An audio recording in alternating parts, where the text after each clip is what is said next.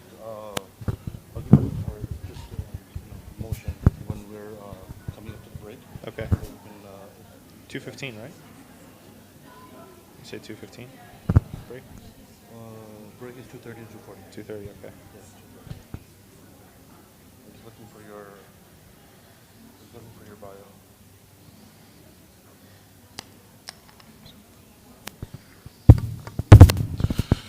Assalamu alaikum, everyone.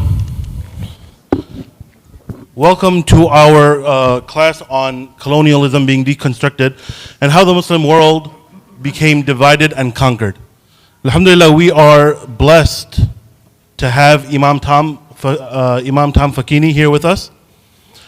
He's visiting from Pennsylvania, and he is the research director of Yaqeen Institute. So I'll read a quick bio of his, just in case you're not familiar with who he is.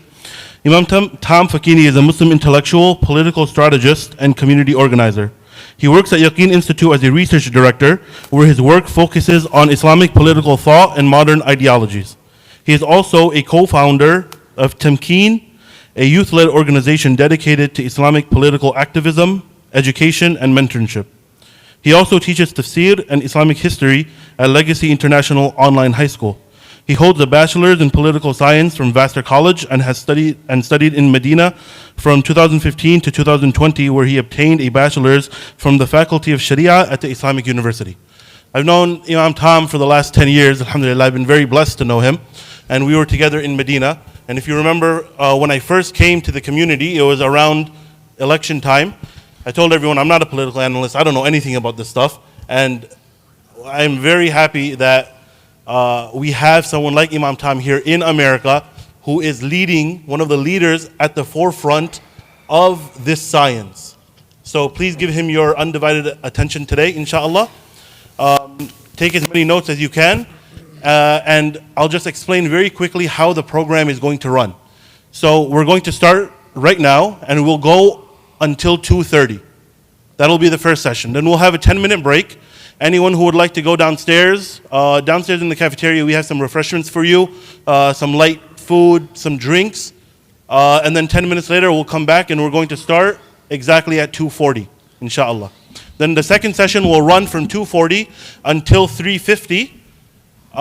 That will be session 2. Then we're going to break for Asr. At this time, I'm going to put a QR code on the TV screens, inshallah, which is going to have two things. One link to a survey. And I'm just going to ask you very few questions about what your experience today was. Very few questions. But here's the caveat. We really need your answers to make the masjid a better place for everyone and to improve our programs. So with this very, very short survey, at the end of it, you're going to have the opportunity to ask Imam Tam any question that you would like. Then we're going to break for Asr. When we come back from Asr, we will have a dedicated time slot for just Q&A. He will have all of the questions, and then he'll answer them one by one, as many as he can get until the end of our session today at 5 o'clock. Sound good? So we're just going to respectfully ask everyone if you can withhold your question until that point, and then you can, put your question onto there, ask whatever question that you want. Inshallah, it's tied to the actual topic today and not something about taking over the world or, something different. Please keep it on topic, and we hope to get to everyone's questions. So without further ado, inshallah, we'll go ahead and begin our topic. And a big welcome to Imam Tam. Assalamu alaikum.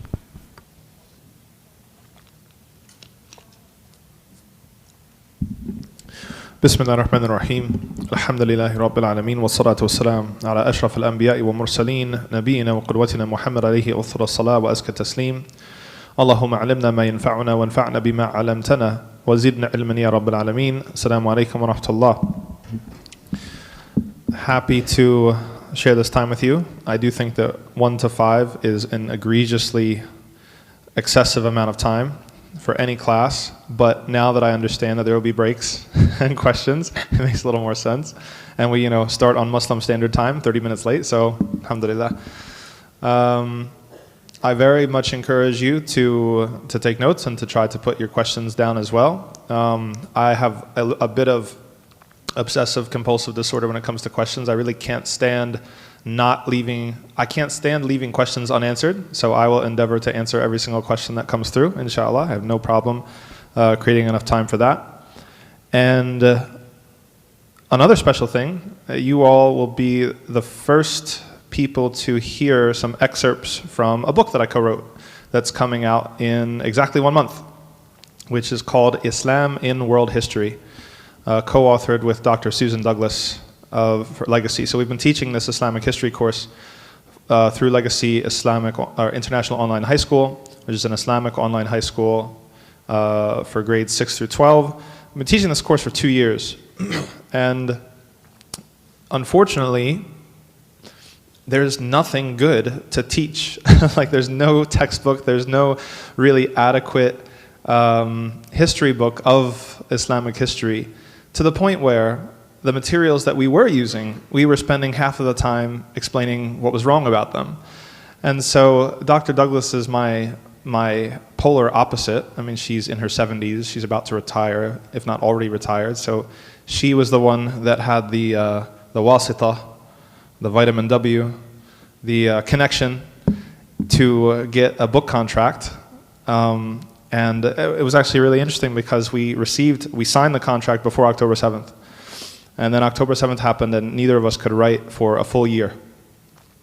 And then the publishers eventually came to us and were like, you know, we can charge you for not writing the book that you agreed to write. And we're like, oh, I guess we have to get cooking. And we did, and I learned a lot, and I'm glad to see. I think that a community like this will especially benefit from this book because although we were limited in our word count, we had only 80,000 words, which is not a lot for a book of this scope, which goes from the time of the Khulafa al-Rashidin till today.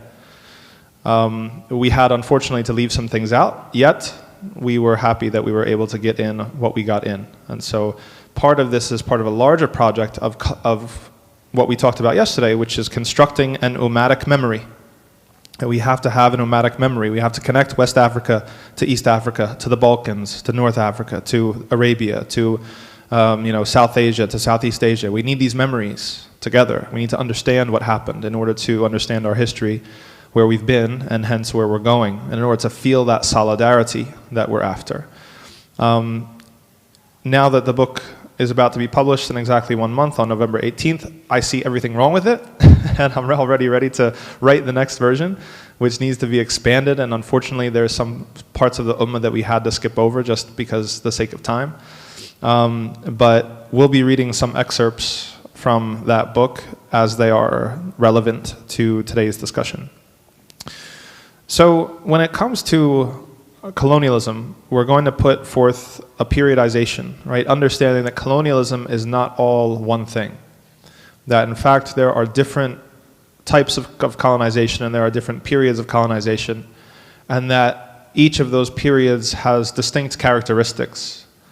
And what separates those periods, those distinct periods of colonization, the differences between the two is actually very, very important to understand where we've got today, the world in which we've inherited, and to also shut up some of the stupid critics that try to say, oh, well, you Muslims were always conquering people too.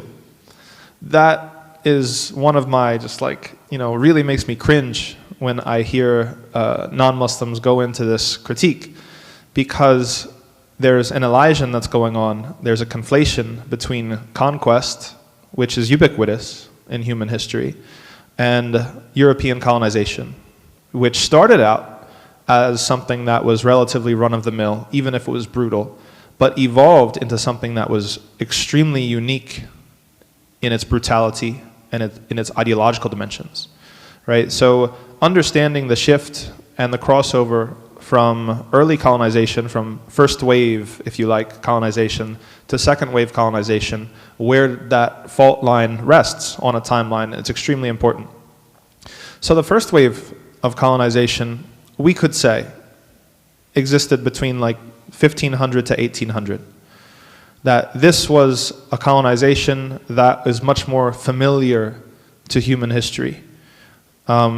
if you learned about it in an American public school, you would have learned about God, gold, and glory. Right? This is how they teach it. That the so-called explorers, a nice euphemism for genociders, were strategically, this was an inheritance that they picked up from attempting to circumvent what we know in history and historiography as the Three Empires period. The Three Empires period, the Mughals, the Safavids, and the Ottomans, they had essentially landlocked Europe out. They've blocked Europe out of trading with India, the Indian Ocean trade, and east of that. And so part of the motivation was to try to circumvent the Muslim stranglehold, monopoly, whatever you will, on these trade routes. But there was a lot more to it than that. There's a lot more to it than that. And some of it we got into during the most recent Yaqeen video that we put out, which was about Christopher Columbus, and it was timely for Columbus Day. Raise your hand if you saw that video. Okay, mashallah. Okay, so a good number of you, maybe half of you. So you cannot divorce European colonization and its first wave from the Crusader mentality and the Crusader impetus. This is something that it's structurally baked into what they thought they were doing. It's no accident that Columbus was literally fighting for the Castellanos, Castile, against Muslims in Iberia to expel Muslims from modern Spain and Portugal. And the Portuguese flag today, if you don't know, like it's a fort, like that little thing up in the corner. Like this is like one of the forts from that period, right? Even the fact that in Spanish historiography they refer to it as the Reconquista, the reconquering, right? That's a nice little euphemism again to ideologically connect a supposed pre-Muslim Christianity, which isn't true factually, by the way. That's a whole other story, to a Christian and Catholic present, right? As if those 700-800 years of Islamic life in Andalusia were just a blip. And we've seen this move, copied by Hindutva, right? And how Hindutva attempts to portray the Mughal Empire and the contributions of the Mughal Empire and the Muslims in the subcontinent as similarly just a blip of occupation. And even they will be so bold as to use the same language and say, oh, they were genociders. It was the Hindu genocide, or some nonsense like that. So, now, okay, follow me on an aside here. What was going on in Iberia before Islam came to it? The types of Christianity that existed in the Iberian Peninsula before the Muslims came, the Catholics would have had a huge problem with them too. And this is something that is not my area of expertise, but if you're familiar with Dr. Omar Farouk Abdullah, he's got a forthcoming book that goes very, very much into these other Christianities. And there's a principle of history. Take a principle. If your historical memory blanks out or has sort of like fuzzy edges in certain periods, you can almost be sure that something ideological is going on there. Okay? That this is more a narrative and less fact. So if you've learned, again, public school history, you've got Greeks was the glorious story of Western civilization. It goes from the Greeks to the Romans, to the Dark Ages, to the Renaissance and Enlightenment. What were those Dark Ages? What was responsible for who were the ones that took out the Romans? In the conventional received history, they're just barbarians. They came in from all directions, the Vandals and the Ostrogoths and the Visigoths and these different barbarian societies, barbarian hordes. Nobody tells you that these were actually very sophisticated civilizations that had non-standard versions of Christianity that they were practicing. And for a time, some of them were practicing Unitarian Christianity as opposed to Trinitarian Christianity. Whoops. Yep. So you see the difference between historical narrative and historical fact. It's essential to the modern ideology of the Christian Trinitarian to gloss over this period and to portray the Dark Ages. Why was it so dark? Well, that was the rise of Islam, and it was also the hegemony of non-Trinitarian Christian groups, which we conveniently know nothing about. It's there, we just haven't studied it and it hasn't been taught to you, because that would really mess with your sense of Western civilization and where the Western person gets their sense of pride and identity from. So that's a whole, sorry, it's a rabbit hole, but we'll go explore some rabbit holes together. That's one of them. That was the type of Christianity that was being practiced in Iberia before the Muslims came along and spread Islam there. So it's ironic and completely ideological that the Castilians would then come and call it the Reconquista, that we're reconquering it, as if we were the ones that owned it before. No, you weren't. You would not have recognized them as your own people. You probably would have crusaded against them too, if you know anything about the Crusades and the relations between the Roman Catholic Church and the Orthodox. Many people don't realize that the Crusaders sacked and burned and killed and pillaged Christians along the way. And they destroyed Constantinople because Constantinople at the time was the base of Orthodox Christianity, the Eastern Orthodox Church. That these were extremely intolerant versions of Christianity that saw in difference a threat, an existential threat that required subjugation and dominance. Very different from what Islam has done over its history. That if you are to track, and if you want to be able to respond to these people and say, oh, you Muslims were conquesting and Islam was spread by the sword and all this other stuff, let's just look at the results. During what periods did Jewish scholarship flourish the most? During which periods did Coptic Christian scholarship flourish the most? It was under Muslim rule. It was not under Christian rule. If you look at, you can go from Morocco to Indonesia and the story is the same. That's not to say we're not putting forth a romantic or romanticized history. There were individual sultans and individual, perhaps, dynasties that, the Fatimids, for example, the Fatimids had a checkered history when it came to religious minorities. They destroyed the Church of the Holy Sepulchre. That is a black mark. But then again, the Fatimids are Ismailis. I don't really feel like they represent me, right? Or most of us in this room. So what is the relationship can be determined by what is the result, right? Look at the results of these groups. Maimonides and the Jewish philosophy movement, the height of it was in Muslim Spain. That they had the most freedom to write and autonomy, and they flourished. Human flourishing is what we're after. Where and when and under what conditions do people flourish? Human beings of all types flourished under Muslim rule, in general. If you go through 1400 years of history, in general. Whereas, what do you see from difference or different non-standard groups under Catholic rule, under Christian rule? We find extermination, we find barbarity, we find displacement, and a whole lot else. So that was all just an aside. To demonstrate how history works, how history maneuvers, and how much of the history that you learn is just story. Okay?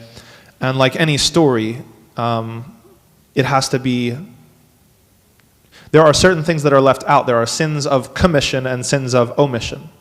There are certain things that simply not being aware of them is enough for you to maybe believe in a story because you don't have anything else to go against it. So Columbus was a crusader through and through, and he was representative of that time and place. He was fighting against the Muslims, trying to expel the Muslims from Iberia, and they were successful in that, along with the Jews. And then he is able to fund his trips to the Americas, and we all know what happened there. Now, there's a plausibility structure, there's a reason, a legitimizing discourse that enables him to do what he does. And once again, we find the Catholic Church is very, very tied up in Columbus's ability to do this. So there was a series of papal bulls. A papal bull is a proclamation from the Pope.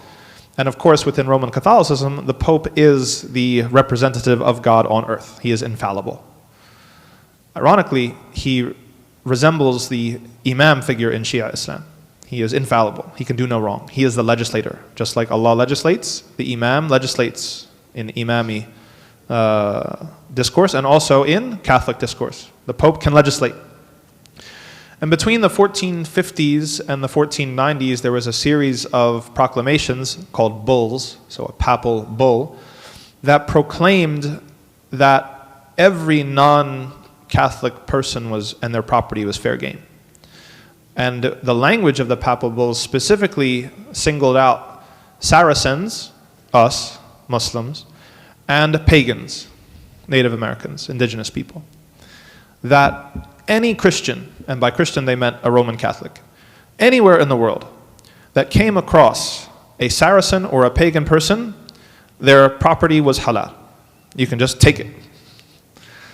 This was a series of papal bulls that created the ideological architecture and justification for the first wave of colonialism, the first wave of European intervention in the Muslim lands, and by extension, the Americas. That this is very, very related. Like the way that the Catholic Church and European Christianity treated the Muslim world is a mirror image of the way in which they acted in the Americas.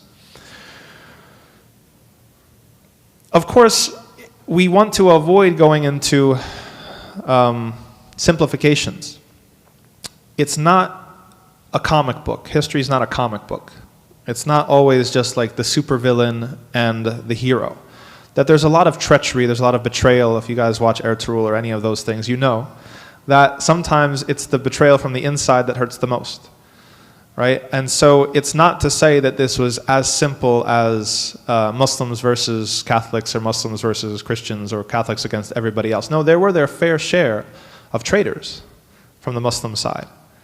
And this becomes an important historical point when you realize the structure of history and what happens when you're not united and what happens when one of your own actually turns coat and looks for assistance outside of the Muslim community. When Allah subhanahu wa ta'ala said, إِنَّمَا وَلِيُّكُمُ اللَّهُ وَرَسُولُهُ وَالَّذِينَ آمَنُوا, your only protectors and allies in reality are Allah and the Messenger sallallahu alayhi wa sallam and the believers. Well, then you have figures like Bu Abdil, very, very famous, one of the last ruler of Granada, who was deposed for a period and allied himself with the Castilians in order to get his throne back, not realizing, or perhaps deluding himself into thinking that the Castilians wouldn't replace him the second they got the chance. A tale as old as time, right? So this is exactly what happens. He is in exile and he's out of power. He allies with the Christian groups. They get him back into power and they start attacking some of the other principalities in Andalusia, taking them down one by one. He's indebted to them, and so he doesn't do anything. He doesn't ally with his Muslim groups. He stands by idly as they pick off one principality at a time until he's the last one. And then, of course, they come for him. And there's a really dramatic story, and many paintings, if you've ever seen the paintings of Bu Abdil. Bu Abdil is how he's known in European literature, of his last glance back at Spain as he's leaving and going to Morocco. And apparently he was weeping, and supposedly the legend goes that his mother was there, and his mother scolds him harshly and says, "Cry like a woman over what you couldn't defend like a man." Ooh, man, mama. That's harsh, but that's facts. Yeah, I mean, like, you know, so we see that allying with the enemy never pays off in the end. And it takes discipline in order to put the long-term interest of the ummah over the short-term interest of any individual or individual group. This is a large principle of Islamic history that keeps on coming back over and over and over again. So when Columbus is done doing what he does in Iberia, he sets sail for the Americas. Not the first to do so. We just, you know, it happens to just be outside of written European history, the other people who visited the Americas first. I'm sure that there were Muslims, there were also Vikings, there were other people who visited the Americas and didn't think about saying they discovered it or bragging about it, or let alone taking everything that they that they saw. But Columbus comes and he is extremely, extremely brutal. He is obsessed with gold and trying to make money. And if you watch the Yaqeen video, there's the interesting connection here about what his true motivation was that I didn't learn in high school, I'm sure you didn't either. That he imposed a quota system on the Taino and the Arawaks and the different indigenous groups that he came across. There was no gold on those islands. It wasn't like Peru with silver. There was no gold. And yet he was so insistent that they produce a certain amount of gold that there were corporal punishments for not producing that quota. There were amputations, cutting off of hands. And it's funny because Europeans obsess about the hudud and the fact that for burglary, if it meets certain conditions, that we sever the hand. But they have no compunction with Columbus having cut off hands for completely arbitrary reasons, let alone King Leopold in the Congo, which we'll probably get to later. And the fact that the Belgians actually used to, and there's a very interesting phenomenon in like eating your enemy or eating your oppressor. So they actually have a sweet in Belgium which is black hands. It's in the shape of black hands. And they eat it as a sweet. And that comes from the hands that they used to cut off of the Congolese when they didn't make their quotas. So they won't apologize about that, but they're concerned about the hudud. Okay, yeah, all right. Where's the Charlie and the Chocolate Factory meme? Tell me more about human rights. So this is Columbus's attitude. He's frenzied. He's completely obsessed with finding gold, and there is no gold. And the diary entries of himself and his contemporaries, like it's hard to overestimate how brutal Columbus was. He was even too brutal for the Spanish, which is saying something. The people around him are starting to think that he's kind of lost it. He's eventually recalled by the Spanish crown, and they remove him and take his titles away and everything. That was how vicious and brutal he was. Things that I won't mention here. I know we've got some kids, like very, very disgusting, horrible things at par or even beyond what we've seen the last 2 years happening in Gaza. But the way that you're taught this story never makes the connection to what his real motivation was. Was he just this greedy guy that was just after money? Was he just trying to amass wealth and just become the richest dude in the world? Is it that simple? And this is where the gold, God, and glory narrative falls a little bit short. It's not specific enough. Columbus leaves a message in his will. He makes a wasiyah before he passes away. And this was the big revelation in the video that we did. He says that he reveals that his motivation the entire time was to fund a force to go and take back Al-Quds from the Muslims. That was the reason why he was so obsessed with money and with gold. It wasn't just to enrich himself. He was a true crusader through and through. He saw, he thought that he was put on earth by God to expel the Muslims from Spain and then to expel the Muslims from Palestine. And he actually left it in his will, saying that if he should die before his mission is complete, that his son Diego should take over that mission.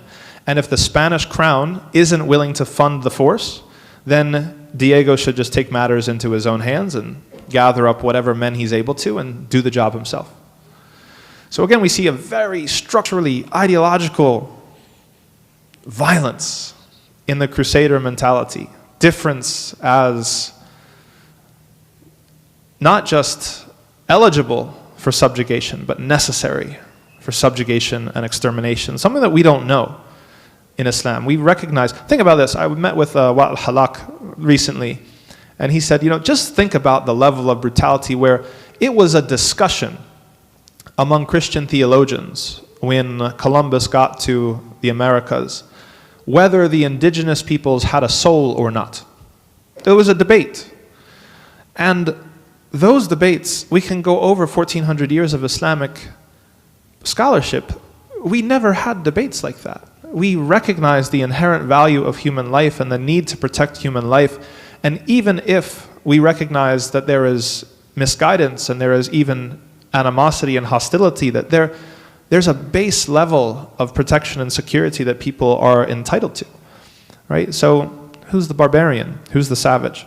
Anyway, so let's see here. So this period of colonization, the first wave of colonization, it's characterized by these things. You could separate it into two maybe further categories where you have the individual, swashbuckling explorer genociders, right? But then it gets a little bit more sophisticated. And by sophistication, we're talking about the trade companies that arise. That's the next step in the first wave of colonialism. You've got the East and West India companies of the British. You've got the Dutch East India Company, the VOC, and similar companies as this. And it's really fascinating because we'll talk a little bit about the rise of nationalism and the transition from empires to nation states, which is really key to understanding a lot of these dynamics. But in this era of empires, that's pre-nation state, you see these trade companies adopt a quasi-state-like identity and power. They're not like the trade companies of old. Islam spread mostly through trade. I see we have some people here from Southeast Asia. Islam spread through Southeast Asia through the Sufi groups and through trade, through merchants. There was never any battle to spread Islam anywhere in Southeast Asia. So trading is very familiar to us as Muslims and in Muslim history. We're really good at it. Even back from the Quraysh, we know trade. We never thought to arm ourselves to the teeth and go in and trade like the Europeans then started to do. And that was, I think, the big innovation of these trade companies that broke the rules, even if they were unspoken rules, of society and globalization. Yes, there was globalization that existed at that time. The Indian Ocean trade was a global market, and the Muslims were at the center of it. Like a lot of people, this is another conceit. It's another conceit of Christian Europe to imagine that they're the ones that delivered the world to a globalization and global trade and global economy. Absolutely not. There was globalization and global trade before the Europeans even, started to ascend. But it was considered the natural way of doing things, and it wasn't that big of a deal. And by degree, it did not have the level of violence that we saw once the Europeans got involved. So in this amorphous place historically where you've got empires, these companies were invested with tremendous amounts of power. They were given armies, they had money, they were able to make treaties and make concessions, they were given a type of ability to legislate and to run their own things. And so we see that this is intersects with early capitalism as well. And I've got a couple excerpts here from the book at this point. By the 1750s, Britain and France had chartered companies to conduct trade under mercantile policies in Mughal India. So we're going to talk about the subcontinent first, and we'll go for a couple other regions. They were empowered to conduct warfare, to compete for trade, and to protect the areas that they controlled.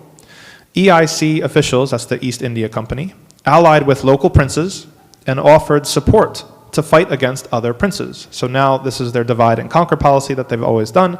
They'll identify whatever prince that they like and say, we will ally with you against your foe. And the foe, unfortunately, I should say actually, both of them don't have the discipline to be able to recognize what's going on. It's the Spanish situation all over again. That you're promised assistance for your very, very short-term, selfish individual goal without realizing that this is the foothold for something that's going to be a lot larger, that's going to swallow all of you up. So EIC officials allied with local princes and offered support to fight against their rivals. In return, company merchants received trading rights and exploited these agreements to enhance their dominance. As the EIC army grew powerful through alliances, local princes lost the ability to resist their demands and invited counter-alliances with other foreign companies. So now you've got a problem with the British East India Company. They've maneuvered successfully enough so that you don't really have equal terms when it comes to negotiating. They're taking over. They have weakened all of your rivals, of the local rival princes. So now you need to turn to the French company as a counterweight against the British company or the Dutch or whoever was in the area. So you see that in almost every conceivable scenario, the Muslims are going to lose out, at least eventually. In 1757, the ruler of Bengal, Siraj ad-Dawla, turned to the French EIC to regain control of a British fort in Kolkata. British forces defeated the French and ad-Dawla's army in the Battle of Plassey. The British then installed a puppet ruler in Bengal. See, the British are extremely smart. They realized, and some of the brothers were asking me yesterday because we were talking about politics, like, one of my least favorite compliments, which I don't take as a compliment, I take as an insult, when someone says, Imam Tom, you should run for president. That's the worst possible thing. Just tell me you hate me. Just tell me you want me to just die a slow, painful death, or whatever it is. They're not the people with power. The people with power are not the people in the offices with the titles. The people behind the scenes are the ones with power, always. And the British recognized that, which is why it was way more advantageous for the British, rather than to directly rule Bengal, to put in a puppet. Nobody could accuse them of racism. Nobody could accuse them of being anti-Muslim or anti-this or anti-that. They're like, no, look, we've got a friend. He's our ally. I've got black friends, right? So the British were saying that everywhere. So this is what they did. Installed a puppet rule in Bengal, a pattern that further entrenched the British and advanced their control over the revenue of these principalities. A British advisor was appointed alongside the puppet ruler. Got to keep him on a short leash. Just like the politicians in our country have handlers. Everyone is assigned a Zionist handler, babysitter. Make sure that they don't step out of line too much. The British were doing this in the 1700s.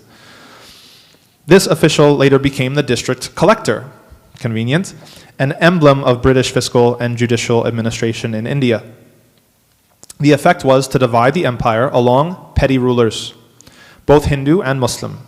Agriculture declined under British pressure to produce export crops. So now the arrangement is, and of course if you're the one who's controlling, and this is indicative of especially the first wave of colonialism, is extraction. Resource extraction was probably the most primary characteristic of this period. Not that it didn't continue under the second wave, but much more violent and long-term damaging things were happening in the second wave of colonialism beyond resource extraction. Okay, and trade networks were disrupted by warfare and foreign competition. Reduced revenue undermined both urban artisans and the peasants who supplied raw materials. The British EIC's power grew as Britain's military and economic policies undermined the empire's economic base. The company's military victories over Mughal forces ushered in the long periods of British colonialism in India. Mughal emperors during the rest of the 18th century lost real power, either from giving up control to local rulers or as British EIC puppets. The Sepoy Rebellion of 1858 ended when the British government assumed direct rule over the Raj. And that's when it crosses over, as we'll see soon enough. The second wave of colonialism, you're talking about the 1800s. But this first wave of colonialism, again, it's about puppet rulers, it's about trade, it's about extraction, and keeping everybody weak and divided as much as possible. Let's go to Southeast Asia. The Portuguese arrived in Southeast Asia in 1511, capturing Malacca and attempting to disrupt Muslim trade networks. Neither their aggressive efforts to control the spice trade nor their missionary attempts to bring Christianity halted the spread of Islam, because Islam was actually spreading along the same time. So it was interesting because Islam was spreading organically in Southeast Asia right alongside the forced spread of Christianity.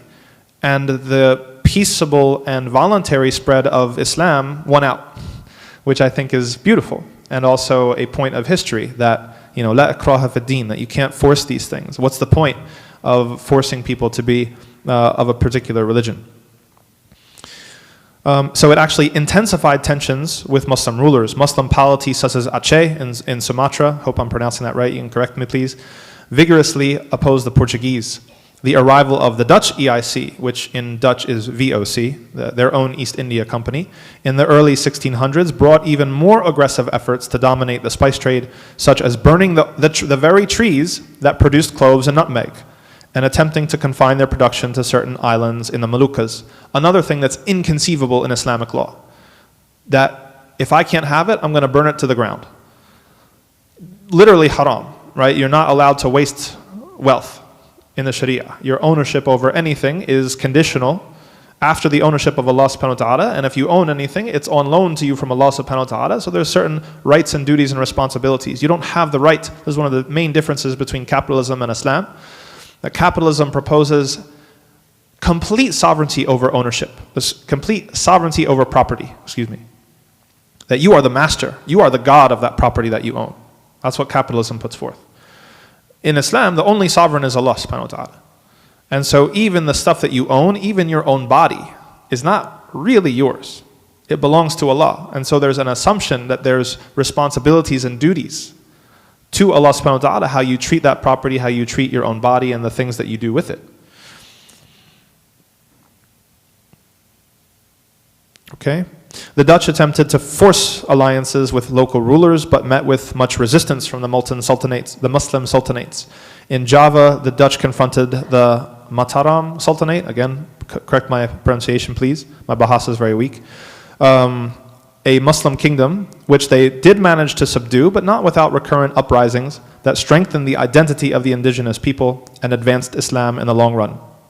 Christian missionary activities were largely unsuccessful in converting the majority Muslim population, partly due to the institutions of Islamic learning, such as the pesantrens and pondoks across the archipelago, which helped spread Islam and resist colonialism despite the presence of incentivized colonial schools. This is crossing over into second wave colonialism when we talk about colonial schools and the soft power of colonial education. But we'll get there in due time. Much more successful were the economic and military efforts to monopolize the spice trade and alter the terms of trade itself. The Dutch East India Company was armed not only with weapons, but the will to use unprecedented forms of violence. And that's another theme that we'll reiterate, that it never occurred to the people previous in this region who were used to trading for centuries to use such unilateral and barbaric violence in order to get their way in trade. That sounds like romanticism, but it's not. Yes, there were times where this principality and this sultanate were at war with each other, but there was an unspoken idea or an unspoken rule, an unwritten rule, that in order for everybody to benefit from the globalization that took place in this period before European arrival, that you had to have a certain degree of adab. There had to be certain non-negotiables when it came to subtracting violence out of the process of trade and exchange. Let's go to Oman. A fourth Muslim empire emerged in the wake of Portuguese incursion into East Africa and the Indian Ocean. Portuguese efforts to control the straits leading to the Red Sea and the Persian Gulf, or Arabian Gulf, don't shoot me, led to Portuguese control of Muscat between 1507 and 1650. Sheikh Nasr bin Murshid al-Yaribi emerged as the Muslim leader of the dominant Ibadi sect and was elected as Imam by Rustak tribal notables. He unified the tribes to campaign against the Portuguese to regain control of cities on the Swahili and Arabian coast. He was able to reduce the Portuguese dominance through warfare, diplomacy, and also a good deal of intrigue.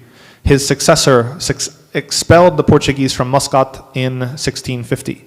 Omani campaigns extended the empire down the Swahili coast of Africa, sacking Zanzibar in 1652 and attacking Diu in 1668. They besieged the Portuguese Fort Jesus, forcing it to surrender Mombasa in 1696. By 1783, the Omani Empire had expanded eastwards to Gwadar in present-day Pakistan, but Omani attacks on Portuguese bases in West India failed to ultimately dislodge them there. The Omanis took Bahrain from the Persians for several years. Expansion of Omani power and influence southwards enabled large-scale settlements of Zanzibar by Omani migrants, while Omani maritime connections stretched widely. The Omani Empire lasted from the early 1600s to the mid-1800s, influencing activity from Persia to Zanzibar, where it controlled the trade in slaves and ivory and other goods on routes into Central Africa. The empire was a formative agent in the emergence of the first global economy. During the late 18th century and into the 19th century, Oman developed diplomatic and trade relations with both Britain and the US, with the latter of whom a treaty of commerce and friendship was signed in 1833. The US sought only commerce and developed trade with the Swahili states in cotton cloth called Mercani, which was produced right here in Lowell, Massachusetts. Other goods were guns exchanged for ivory and a varnish for the New England furnish industry. So there's a tie of this area to the Omani Empire and the goods that they produced. Sultan bin Ahmed allied with Great Britain which was focused on countering the French ambitions in the region. In 1798, Britain and Oman signed a treaty of commerce and navigation that allowed the British East India Company to trade in the Persian Gulf. The British and the French were forced to acknowledge Oman's role due to the strong fleet of warships the Omanis had developed to assert their power on the coasts. Oman also played a role in British efforts to end the slave trade, which was as much an effort to weaken Oman as to achieve its policy objectives, since Britain's role in the Atlantic slave trade was significant and long-lasting. Hope you caught that. Eventually, succession struggles weakened Oman's position, combined with the growing European naval and economic strength in the Indian Ocean. During a succession crisis in 1856, the empire was divided between Zanzibar and Muscat. In 1891, Oman became officially a British protectorate. Why are we mentioning all this? A lot of times our narrative history of the Islamic lands or the Muslim lands is very simplistic. We say, oh no, the Ottomans didn't adopt gunpowder quick enough and that's why we all got ran over. That's not true. That even in this era, which is called the Three Empires era, again, the Mughals, the Safavids, and the Ottomans, it was equal. It was tit for tat. It was back and forth. The Europeans did not establish a complete dominance over the Muslim world in this period. There was significant rebellion, there was significant resistance, there was significant pushback, and there were ebbs and flows. There were times where European powers were triumphant, and there were times when the European powers took losses. Right? So it's important to, again, to avoid some of the simplifications of history and imagine that, you know, yeah, once 1492 came, it was all over and done with. No, this thing was a struggle. And there's other parts of the book that we don't have time to get into, talking about West Africa and the Fulani jihad states and other parts of the Muslim world that fought and resisted the colonizers at each and every turn. And also how this is not a, we can't fall into the simplification of this group or this manhaj or this sect were sellouts and these ones weren't. No, it was all over the board. There were the network of Sufi tariqas in West Africa in particular was instrumental in resisting colonization. Also in North Africa, in Morocco and Algeria, right? So this, you know, I know within some of the Salafi da'wah, sometimes you hear it said that the Sufis were traitors and they handed over the lands. No, that's not true. That's not true. It's much more complicated than that. And it doesn't align neatly to Aqidah school or to Manhaj or to things of that nature. There are individual traitors, a part of every group. And there are heroes and resistance fighters that are part of every group. Right? So it's important to not have, again, the whole point here, it's important to not have a simplistic or an ideological understanding of history. That in fact the history is much more complicated. I think that what we can take benefit from is that how resilient the Muslims were and how active they were in resisting their oppressors and their colonizers, and how we have strayed a lot from that tradition of resistance that was there when the first encounter and the first wave of colonization came, which is a perfect segue dun, dun, dun, dun, to the second wave. What happened to us? What happened to that fighting spirit? What happened to that resistance? Well, it's a long story, but it's important to realize that the colonizers got a lot smarter, and they realized that rather than try to do what you can with force, sometimes the carrot is easier than the stick, or more effective.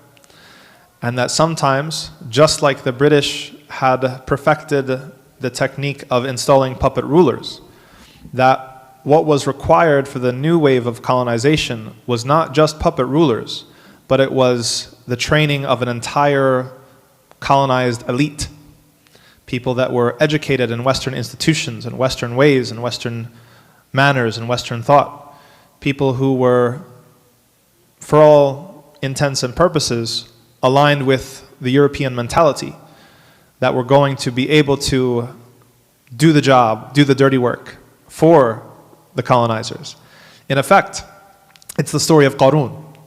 And Allah subhanahu wa ta'ala mentioned in Surah Al-Qasas that Qarun was, he had so much wealth that it took a group of men just to carry the keys to his wealth. SubhanAllah. And Ibn Kathir mentions that Qarun was actually the first cousin of Musa alayhi salam. He was from Bani Israel. There's a detail and a fact that maybe some of us are unaware of.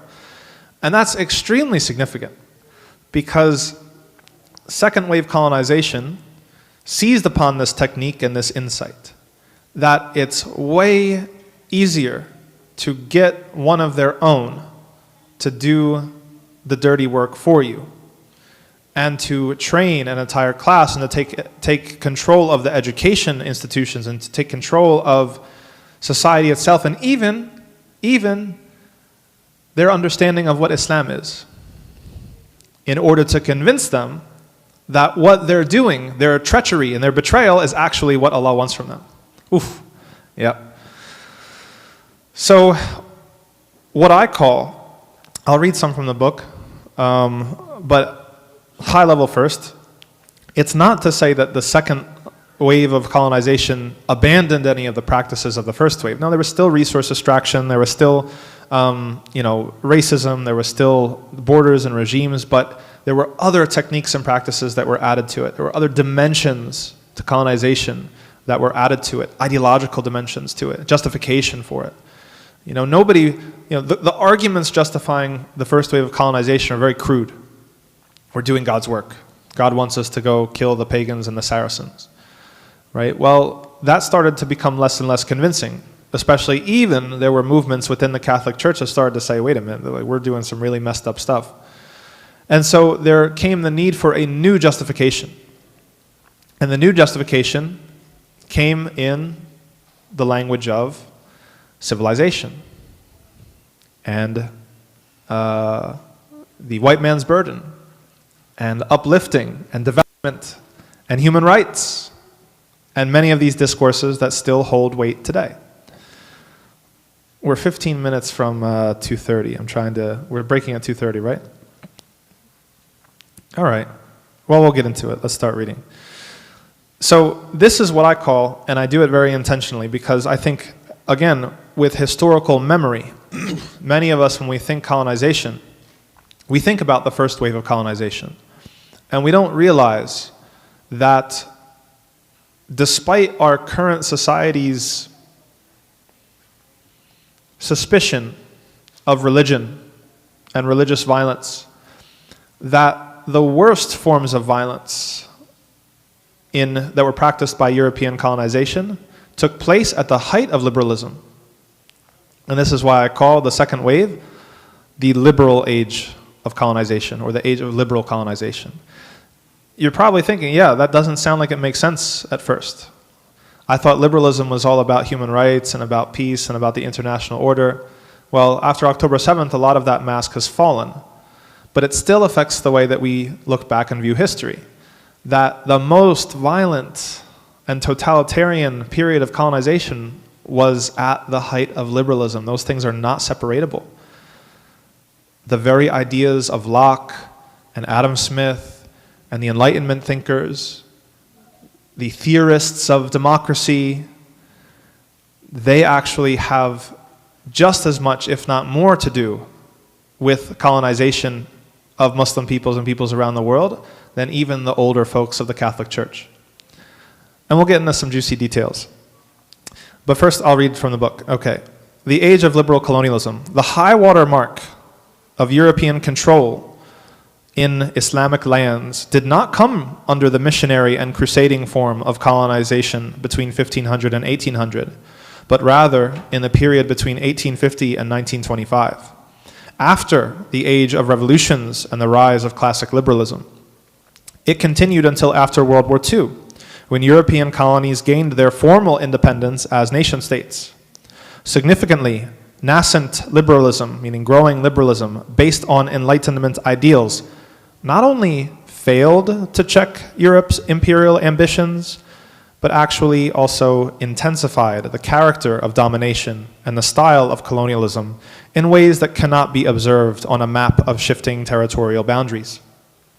Captured by theorist Michel Foucault in his distinction between sovereign and disciplinary power, this new form of domination went beyond the typical control of people's bodies, their territories, and resources, and it extended to social and intellectual re-engineering to produce subjects that assent to and assist in their own domination. Oof, all right. So Foucault, by the way, he has this very, very central idea of sovereign power versus disciplinary power.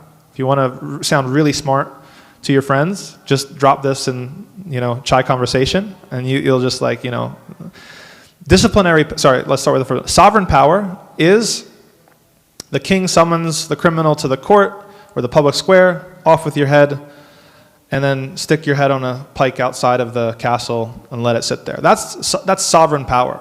It's very public. It's very in your face. It's very gruesome. It's like Trump, right?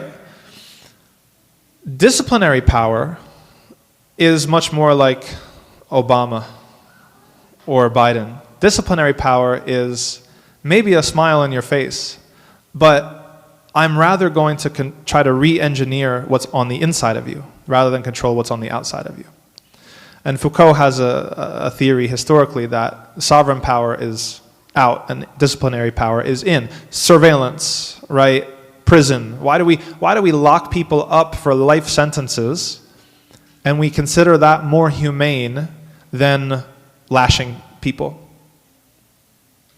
How does that make sense? That's purely ideological, right?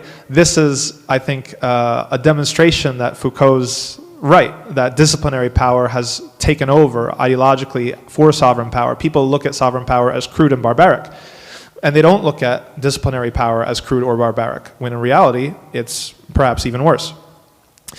So what he's saying here, why I reference Foucault, was that the old form of colonization mirrors Foucault's idea of sovereign power. Off with their heads, gruesome violence. What Columbus was doing, Columbus did not care about constructing a ministry of education in today's Dominican Republic. He did not care. He was going to cut off hands, and worse, okay? But when you get to disciplinary power, now it's about, well, you can't open a school unless it's under our Ministry of Education. And we're going to determine what the curriculum is, and we're going to appoint the teachers. And you can't have your Sharia courts, you have to have our courts, and we get to appoint the judges. And we're actually going to produce scholarship on Islamic law, and your judges now have to follow that scholarship instead of following your own indigenous scholarship. That's what disciplinary power looks like. And that's the hallmark of the second wave of liberal colonization. All right? So it is involved in social and intellectual re-engineering to produce people that assent to, meaning they agree to, and assist in their own domination. If Britain could control Egypt through a puppet Khedive, or King Fuad I, or if it could prop up the decaying Ottoman Empire in order to gain access to its markets, all the better. The locals did not lack agency. Colonial powers were challenged by rebellions and resistance movements based on both traditional Islamic values as well as the liberal values they attempted to impose. The era of print journalism reached Ottoman lands in the mid-19th century with the Nahda al-Arabiya, the Arab Renaissance, and the increase in mobility through travel broadened networks across the colonized as well as the colonizer. Still, the re-engineering project under colonialism was so pervasive and robust that its effects continued to manifest after the formal independence of many colonial territories. Why do you think that in the post-colonial era after World War II, the vast majority of regimes were secular, democratic, socialist, and this nature? They had nothing to do. In fact, they were persecuting Muslims and Islamists for the most part, especially across the Arab world. That they were persecuting Islam, they were controlling Islam, they looked at it as a threat. This was the Qaruns taking over. These were the people that were groomed for the job of inheriting the nation state after the colonizers formally left. And there were more subtle ways of continuing with resource extraction and etc. All right. Let's go to the Southeast Asia. Dutch colonialism in the Malay archipelago is a useful example of this phenomenon, since it spans the period from the early 17th century, when the colonization by the Dutch Republic via its East and West India companies was largely based on monopolizing the spice trade and organizing plantation agriculture in tropical commodities. But it expanded and reached to the 20th century when the ideological component of colonization was in full operation. Implementation of this ideological component was achieved in a couple ways. One of them was through reshaping the local legal structure and its adjacent scholarly class and critical educational institutions. They introduced, for example, the Landraad courts. Although incorporating some representation, token representation, from local indigenous leaders, ultimately they wrested the decision-making from those leaders, resulting in what this particular scholar, Ravensburg, called the rule of lawyers. In 1882, the Islamic courts, named Priesterraden by the Protestant Dutch, were reorganized entirely, cleaving the Sharia from the oral, malleable tradition of adat. If you're from Southeast Asia, especially Indonesia, you've probably heard the difference between Sharia and adat, that the Sharia were considered the unchanging, timeless principles and guidance of Islamic law, and the adat were more of the things that the local muftis could play with depending on the local circumstances. That was it escaped the clutches and the control of the European powers. So one of the first things that the Dutch did in this new era of colonization was to write down and to rigidify and ossify the adat, to change what the adat even meant and how it would function. What were previously understood as complementary forces, Sharia and adat, were now understood by the Dutch to be at odds and in competition. And the Dutch Orientalist scholars, because there's always scholarship behind this new form of colonization, such as Cornelius van Vollenhoven, Christian Snoek Horgronje, sorry I don't speak Dutch, and Frederick Holman championed the use of adat over the Sharia and participated in the codification and centralization of adat law, taking away its flexibility, as well as its local and participatory nature. The Sharia is the bad guy, the adat, we can work with that. And so they came in and they messed with it.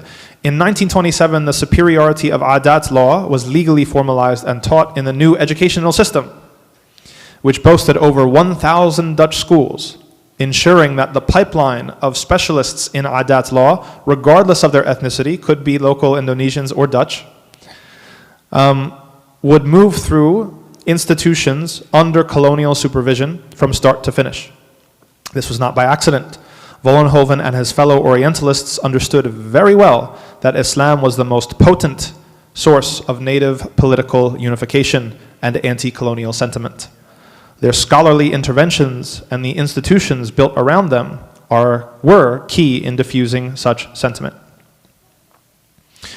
Let's go to the British, South Asia.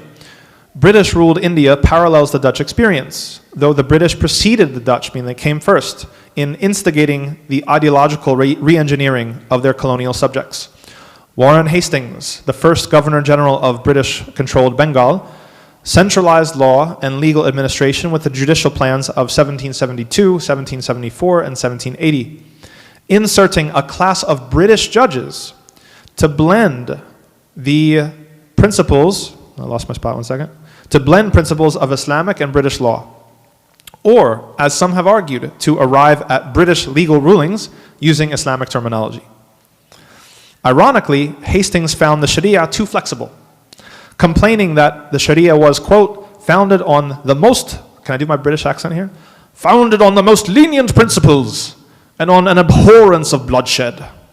That barbaric Islamic law that abhors bloodshed. Hastings was keen on translating local religious texts. His own introductions to the first translation of the Bhagavad Gita stated that accumulating such knowledge was essential to effective rule over the local population of Hindus and Muslims, separately, according to what the British perceived as their legal systems. So you see the involvement of the Orientalists was not just, and this is, we'll talk I think later about Edward Said and his misunderstanding of what Orientalism is and how it functioned. It wasn't simply misrepresenting Muslims. It was way worse than that.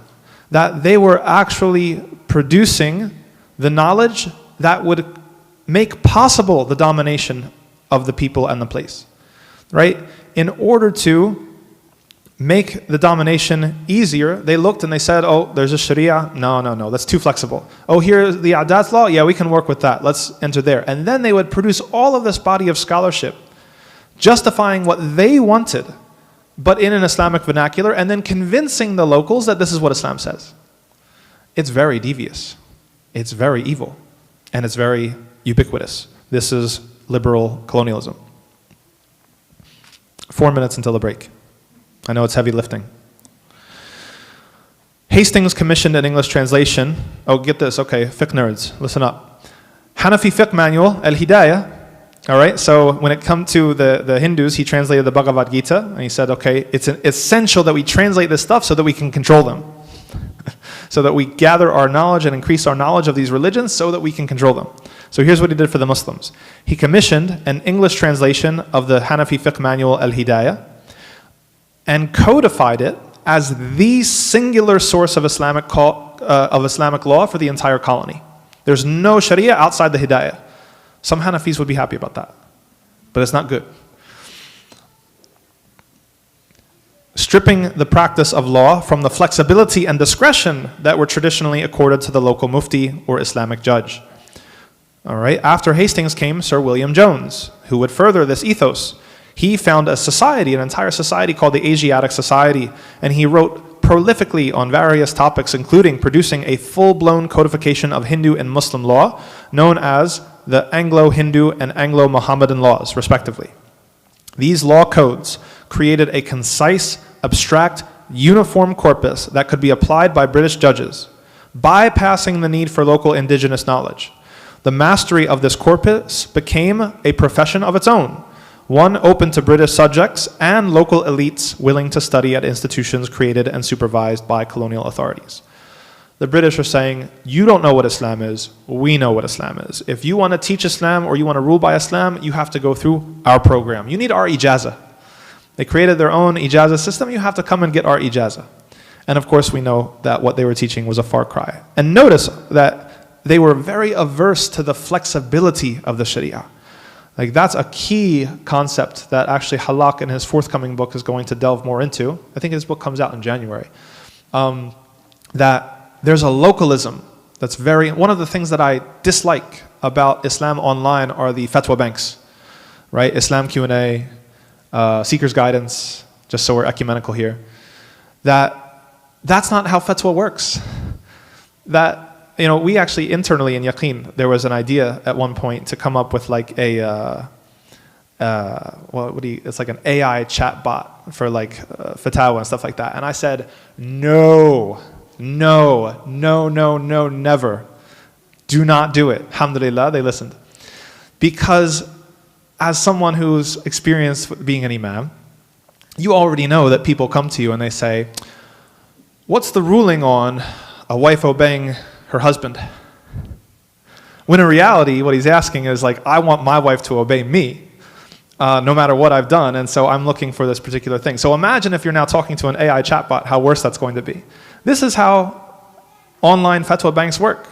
People will go and completely decontextualize the ruling of X, Y, and Z. And then they're going to plop it down onto their own situation and act like this is Islam. No, it's not. Sorry. Literally the definition of a fatwa is a non-binding religious opinion that changes from place to place and time to time. Literally the definition. How could you put it online out there for everybody where people in China and people in Indonesia and people in Africa and people in North America are now going to be following the same thing?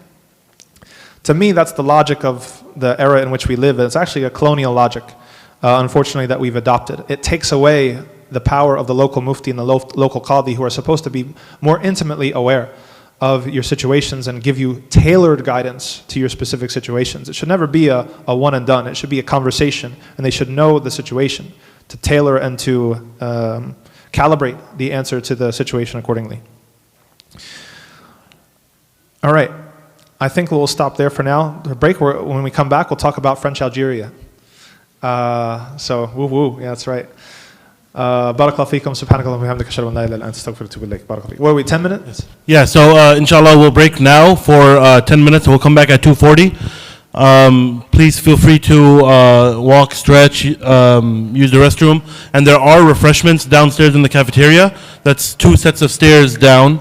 Some snacks and drinks for anyone that would like some. He's from Gaza. He came 2 months ago to get physical therapy. Okay. And he lost his leg from the thigh down, about the thigh down.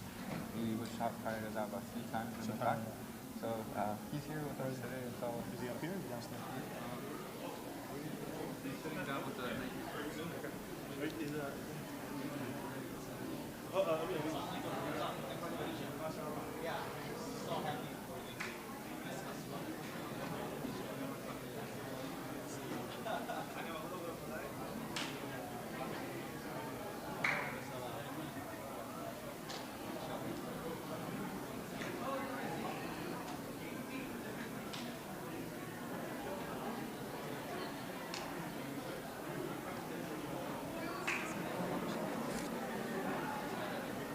عليكم السلام ورحمة الله.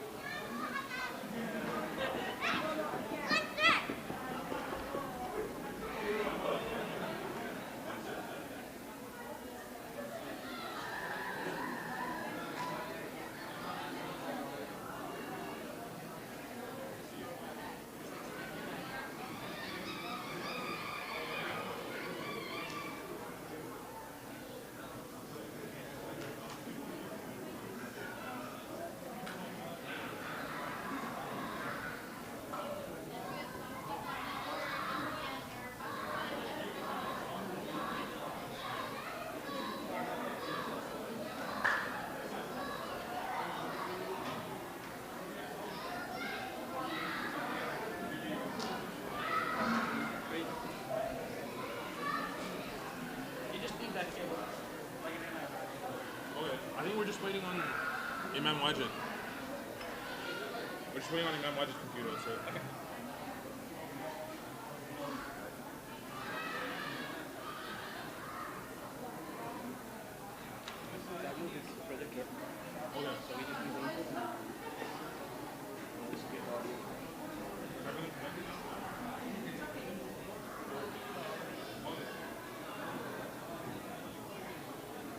Still in the weeds when it comes to individual examples of this, and then we'll kind of zoom out and talk about some broader trends.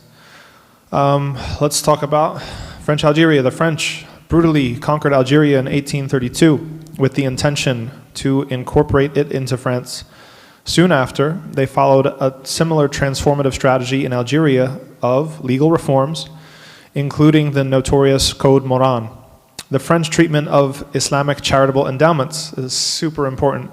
The waqf, locally known in Algerian as habous, is instructive.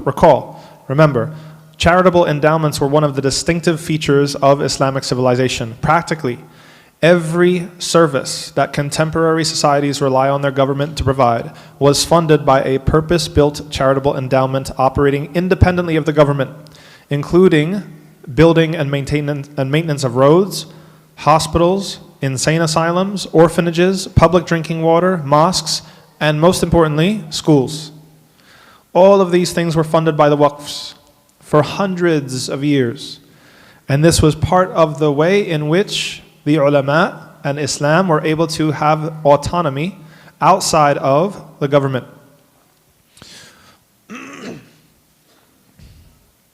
From the perspective of the colonizer, these lands were off the market and out of reach, posing an obstacle to controlling not only the land's resources, but also the educational system and other institutions. In perfect accordance with the new style of colonialism, that liberal colonialism, the French brought in academics to write about Islam and make Islamic legal opinions, condemning the practice of the waqf, calling it a bid'ah, calling it a heresy, an innovation, preferring to engage in a propaganda and manufacturing of consent whenever possible, and seizing it by brute force when necessary. So again, literally, you have French academics writing and passing fatwa that the waqf is a bid'ah and that Muslims may not engage in waqf. And I don't think I mentioned the stat here, but some scholars estimate that when the colonizers encountered Muslim lands, that about half of all real estate was designated for waqfs. That is enormous.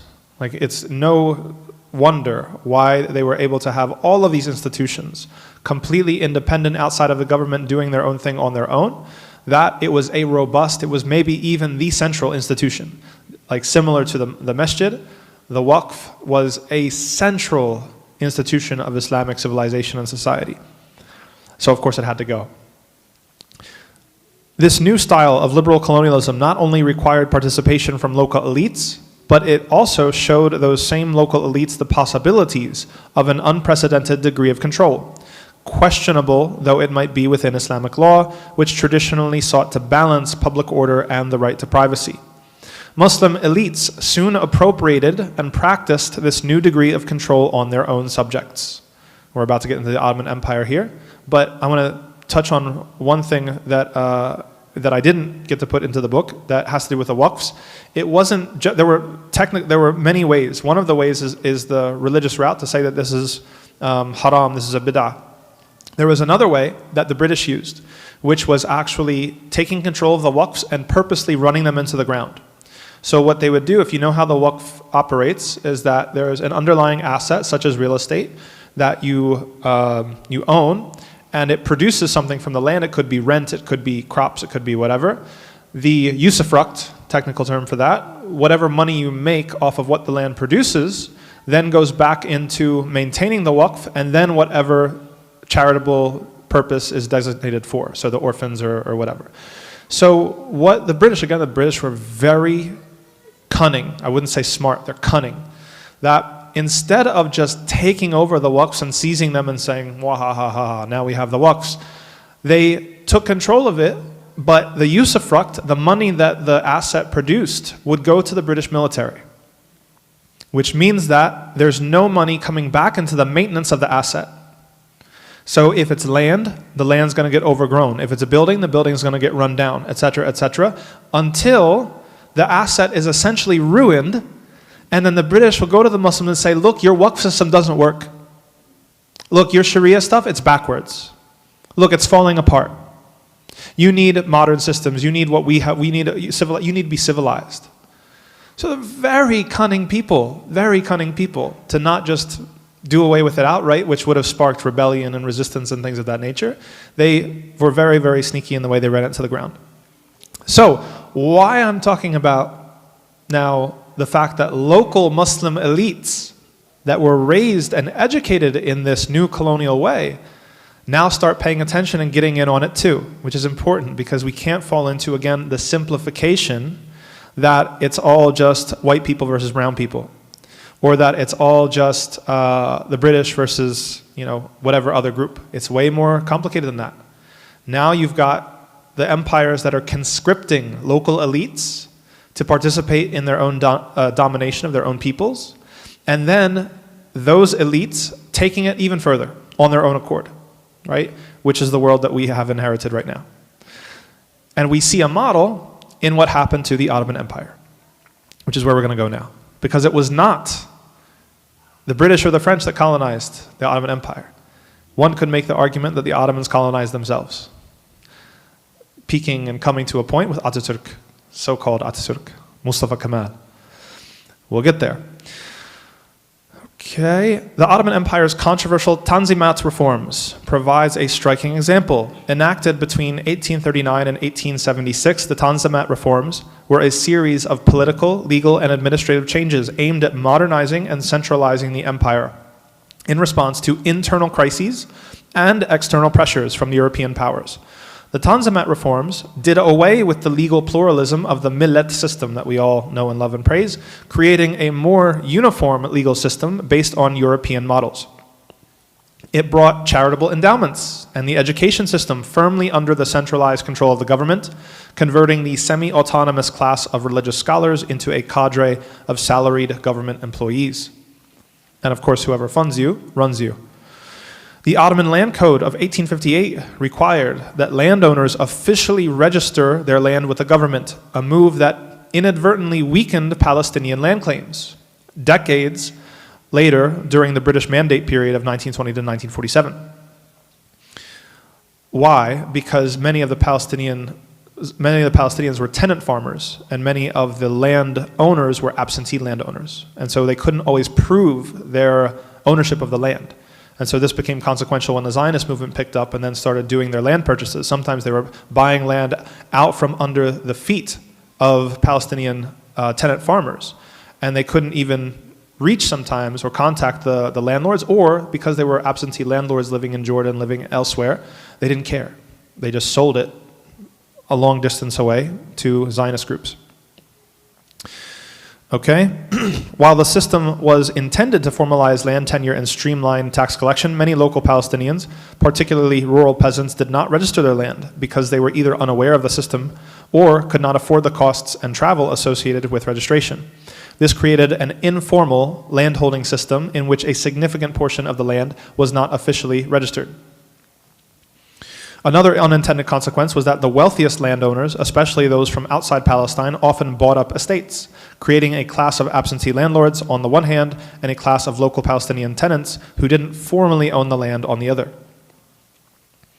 The Tanzimat period saw extensive codification of Islamic law as well, removing the flexibility and discretion of the local legal practitioner in favor of the uniform legal manuals, the Majalla, if you're familiar with the Majalla. It was in these ways that the Tanzimat reforms accomplished much of what an occupying European power would have done at that time. It is worth considering how much the homogenization represented by the Tanzimat reforms, which resembled and perhaps embodied rising Turkish nationalism, contributed to the permission structure that enabled violence against Kurdish, Circassian, Greek, Assyrian, and Armenian communities in the early 20th century. Now I'm going to step into some mud here, because I do like traveling to Turkey, but you can't talk about the Armenian, what happened to the Armenians without making the Turkish government very, very upset. Okay, but it is interesting, to use a euphemism, in the pattern of history to note that there were massacres against minority populations in the transition of the Ottoman Empire to the Turkish nation state.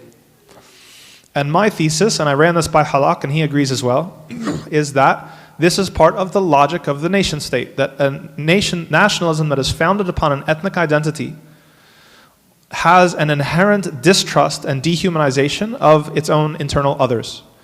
If you're not Turkish within Turkey, you are not fully belonging. If you're a Kurd, if you're Syrian, if you are, if you're Assyrian, if you're Greek, if you're Armenian. And so how else can we explain that for hundreds of years, the Ottoman Empire did not have these types of massacres against their internal minorities until the transition to the nation state and the rise of Turkish nationalism. All of a sudden, and it's not just, some of the Armenian population will attempt to portray this as Islam versus Christianity. That's not true. Because unfortunately, the rising Turkish nationalists did this to Muslim populations as well, that were simply not Turkish, such as the Kurds, also the Circassians, right, and people that came from the Caucasus. So we have here two very different models of arranging society. One in which, and this is part of Halak's main thesis throughout his books, that the Islamic society or the Islamic civilization is set up in a way that maximizes and thrives upon diversity. Whereas the European model, especially of the nation state, is one that sees diversity as a threat. That diversity must be subjugated, managed through various soft and hard power techniques.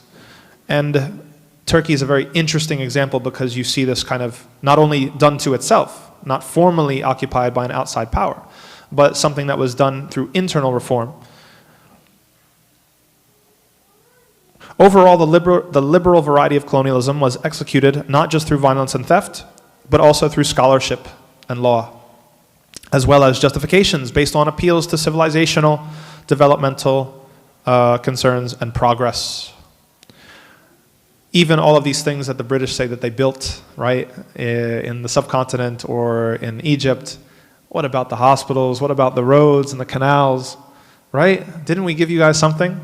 Yeah, well, it was all the infrastructure of extracting our wealth, right? And controlling us and subduing us. The conceptual and legal tools of domination would continue to develop and expand, including the status of protectorates and later the mandates instituted by the League of Nations. So this gets into neocolonialism, which we could call the third wave of colonialism, that we're not going to go into too much here, but the methods and justification for domination changed. That throughout this period, up until taqreeban World War I, you could get away with having a proper colony and all of the things that you were doing. But the terms started to shift, and now there was the internationalization of domination and colonialization through international law and forms. So when the League of Nations existed, and it had, first of all, the protectorate. MashaAllah, what a nice euphemism. We're protectors. We're just protecting, going around protecting you, whether you ask for it or not. Now we've got the protectorate, Sykes-Picot, right? You have the protectorate. And then eventually under the League of Nations, you have the mandate, another nice euphemism. We are mandated. Who mandated you? I didn't mandate you. We didn't mandate you. But these were euphemisms for new forms of domination and control. And they continue to develop now through various instruments such as the World Bank and the IMF, through debt, also through retreat treaties such as West Africa and the French. Many of the West African Muslim nations are still paying the French every year for leaving. That was literally the terms of their freedom, was that they would pay the French every year a certain amount. So we see that the more things change, the more they stay the same. All right, I'm trying to be selective here because I know we only have so much time. It's funny, in the break, people are putting in their requests. Talk about this place. Talk about that place. Okay, I'll talk about a couple things here. Let's zoom out a little bit. And this will, I think, probably bring us to the end. Yep.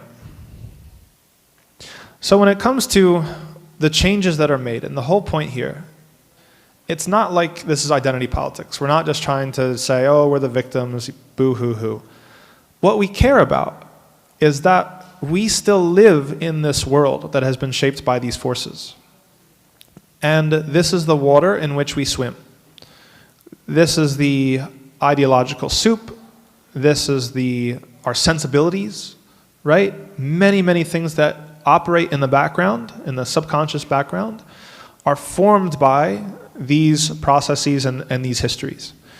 So when we trace the history of our sentiments and the history of how we feel about certain things, we have to be able to identify what is actually Islamic in the sense of the Islam that was given to us by Allah subhanahu wa ta'ala through the Prophet sallallahu alaihi wasallam, versus what was something that was taught to us by our colonizers about how we should understand our own deen, about how we should be living and organizing our own societies. We've talked about the waqf, we've talked about the rule of law, we've talked about the ideological forces and the ideological warfare that was going on. And it extends to many of the things that I mentioned in last night's talk, the scars of the colonial mentality, the inferiority complex that we have, the way in which we value different systems of education. There's various consequences to the way in which education was one of the main conduits and vectors of the domination of the Muslim world. Our sense of knowledge itself has been secularized, even with Islamic schools. And I'm not making a comment about the Islamic school that operates here. You can ask the principal, about anything. But I'm just like, as a zoomed out observer of Islamic schools in North America, many of us still treat math and science as the real subjects. And everything else is just an afterthought. Islamic studies is a waste bin category. Very, very well-known Islamic school in the Chicagoland area. I looked at their schedule, and they have Islamic studies switching alternate days with gym class. What are you teaching your children about what has importance and what doesn't have importance? Right? This is the Holy Trinity that we talk about. It's not just about professions, it's also about subjects. We worship STEM like a golden calf. Right? You think that this is the end-all, be-all of what education is. This is part of the secularization of our own knowledge. What is the real truth? And what's the real areas of study that are serving our afterlife or are not? Not to throw shade at anything that can make a permissible livelihood, but our affection and our sense of admiration for these fields is beyond that. It's exaggerated. It indicates a colonial mindset. And we've talked also about what happens when your children come to you and tell you they want to study Islam. I mean, to be frank, and anybody who lives in the Arab world knows this, I'm not sure about the subcontinent, but I suspect it's probably similar. If you get the top scores, you're going to med school. If you get the next level down, you're going to engineering. The worst students go to study the Sharia. The worst students go to Islamic studies. And that's been happening for probably a good 100 to 200 years. So if we're dissatisfied with the level and the sophistication of our Islamic scholars, and we have to look at ourselves. We have to look inwards first. No offense to anybody, but we've not been sending our best and brightest to go study the deen.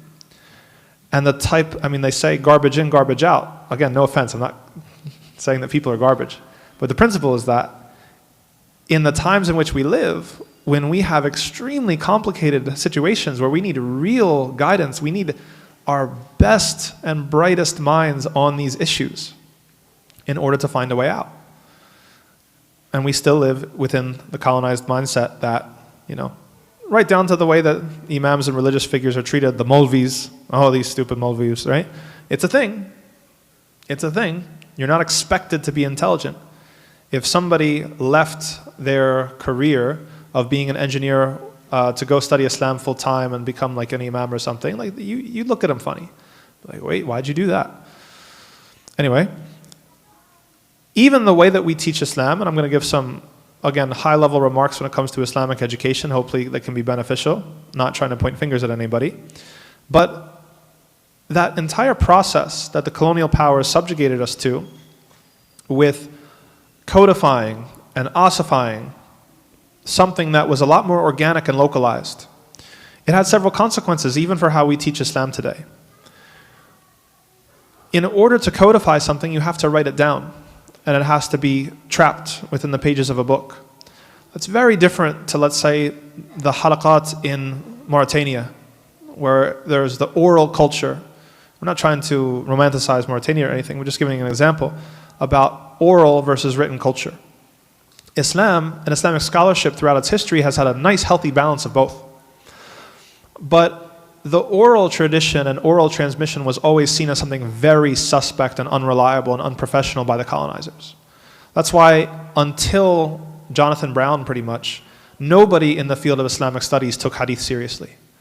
You go to Goldzahir or to anybody else, the foundational European scholars of Islamic studies field, I'm talking about the academic discipline, they always just wave their hand as like, you Muslims in this hadith stuff, you guys are so stupid. This is just like whisper down the lane. no regard for the isnad or for the process of hadith authentication or verification that we have, dismissing it entirely just by the fact that it was oral and it wasn't written down. So we have a very nice organic balance in the way that we have taught Islam for about 1400 years that we need to reclaim, that not everything can be kept at arm's length. Some things have to be embodied. And orality is about embodying something. The idea is that if you become a vessel, your body becomes the vessel of the thing that you're learning through chanting, through qasidas, through mandumat, whatever, then you're actually undergoing a pedagogical process of transformation, right? You're trying it on. The opposite happens with pop music, right? So it's like if you start singing a song and that song has like a very like vile meaning to it, then you're actually creating a plausibility structure where you're getting desensitized to that vile thing. Kanye West referenced this in one of his songs, Jesus Walks. He talks about he's got everybody in the club saying Jesus walks. Now for him that was a religious thing and for him that was positive, but it's the principle. No comment on Kanye. Yay, sorry. No comment on him, but the idea is that if you are what you eat, you are what you sing much more. Right? The things that you put in your ears and come out of your mouth are very transformational and shape you, right? Or what you think is normal or what you think is okay. So while there's an important role for everything that we keep at arm's length and we write down on a page, there's another part that's very important about that orality and being constituted by whatever we are reciting. Of course, that touches and rubs up against a different issue, which is the cognitive bias that we have in the age of information, post-enlightenment reason, where we think that what is education is primarily informational, right? If you're going to give a halaqah or a youth sitting or something, that I've got information, you don't have that information, I'm going to give you that information. This is what we're doing right now. It's like a lecture. Lectures are very weak pedagogically, right? They're not hands-on. We're not solving a problem together. We're not, this is a really great way for people to learn, right? And so if we've restricted ourselves to just one type of pedagogy that's very cognitive, it's very informational, it's very stuck in your head, we can't really expect all different types of young people to have that resonate with them and be moved by that. It doesn't work, right? So we need to make sure that we have different learning styles and different types of learning that are taking place, some that go beyond mere cognition, mere information. Again, not that information isn't important, it is. There's plenty of information to know, but it has to be balanced. And my argument is that traditionally Islamic education was quite balanced, but we've lost that balance, and colonization of our education has thrown us out of balance. Even our sense of our own history, right? How many of the Islamic history books that are out there on the market, they talk about the golden age, MashaAllah. What's the golden age? And by what metric do we judge what age is the golden age or not? How does it even make sense to talk about a golden age after the time of the Prophet ﷺ? How can the peak of Islamic civilization be anything but the period in which the best of creation walked the earth, alayhi salatu wasalam? This is another indication of our own self-colonization and our own sense of history. That really why we call the Abbasid, Bayt al-Hikmah, and all this Baghdad and the translation movement as the golden age is because that's when perhaps the Ummah was at the height of its material wealth. And, sorry, Imam Tom ruins everything, that was also the time of the Mihna, the only inquisition that we've ever had in our history, perpetuated or executed by the Mu'tazila, which were a heretical sect. So by which set of metrics are we judging what's golden? I'm very concerned that when we look back in history, we look back with a materialist lens and a materialist idea of what is success and what is not success. Yep. So the point is, I want to bring these things out to show you how subtle this is. If we've been the victims of mental colonization, it's not that it's going to come to you in like obvious atheism. It's way more subtle than that. It's going to be, what it looks like is us trying to mine our own tradition for data points that support ultimately a secular worldview. Why are we obsessed about scientific miracles in the Quran? I don't care a thing about scientific miracles in the Quran. Do not interest me whatsoever. Why do we care about them so much? When we care about them so much, it's an admission that in the time in which we live, science is the ultimate truth. So we attempt to justify ourselves to the world, and not in an instrumental way. It's okay to do it instrumentally, to say, look, this is what people believe, and we have some things, so here you go. But we believe in it way too much. To say that, oh, look, science said this, we said that first. Yeah, we said that first. Yeah, Europe, you guys have money now, it's all because of us. This is a little bit undignified, in my opinion. It doesn't stand on what really makes Islam special. Yes, we brought prosperity to the world. Okay, no problem. Yes, you can't have modernity or the Renaissance without us. Okay, sure. But is that the most important thing that we've achieved?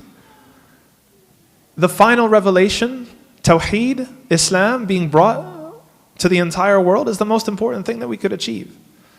Right? Freeing people from the fire and getting them into Jannah is the most important thing that we could achieve. So, what metrics are we using to determine what is success, what makes us special? We have to be very careful because this is a very, very subtle thing. We talked about dismantling the Sharia. Okay, so let's talk a little bit about secularism.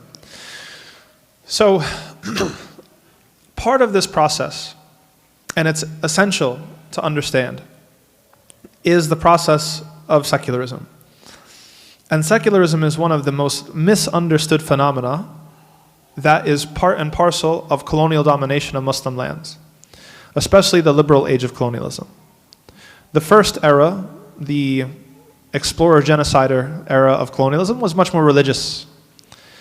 The second era, the liberal era of colonization, was much less so. But secularism functioned in a very, very similar way, if not worse. The differences between first wave and second wave colonization can be traced and mapped onto the way in which the missionary activity and the imposition of Christianity gave way to the imposition of secularism. Because secularism is not simply the separation of church and state, or the separation of society from religion. This is the biggest lie that secularists tell you. It's like feminists would have you believe, and we don't have time to get into feminism, but feminists would have you believe that anything that has been done for women's rights is because of feminism. As if they exert a monopoly on that. That's not true. Again, I'll resist temptation to get into that here. But similarly, the relationship between religion and society that was brought about by secularism was not one of separation whatsoever. It was not one of separation. It was the one of management and control. That secularism is about the management and control of religion by the nation state. So that's why we don't really see secularism taking place in the empires period. But once the nation state rises up, once those East India companies become incorporated into the state apparatus, and they turn into nation states. Those reflections that the Dutch colonizers noticed, whoa, we have a problem. The most anti-colonial thing out there is Islam. The most potent source of rebellion and unification of the indigenous people is Islam. How are we going to fix this problem? Well, we've got to manage Islam. We've got to control it. They're like the British. We can't just replace it. We can't turn them into atheists. We can't kill all of them.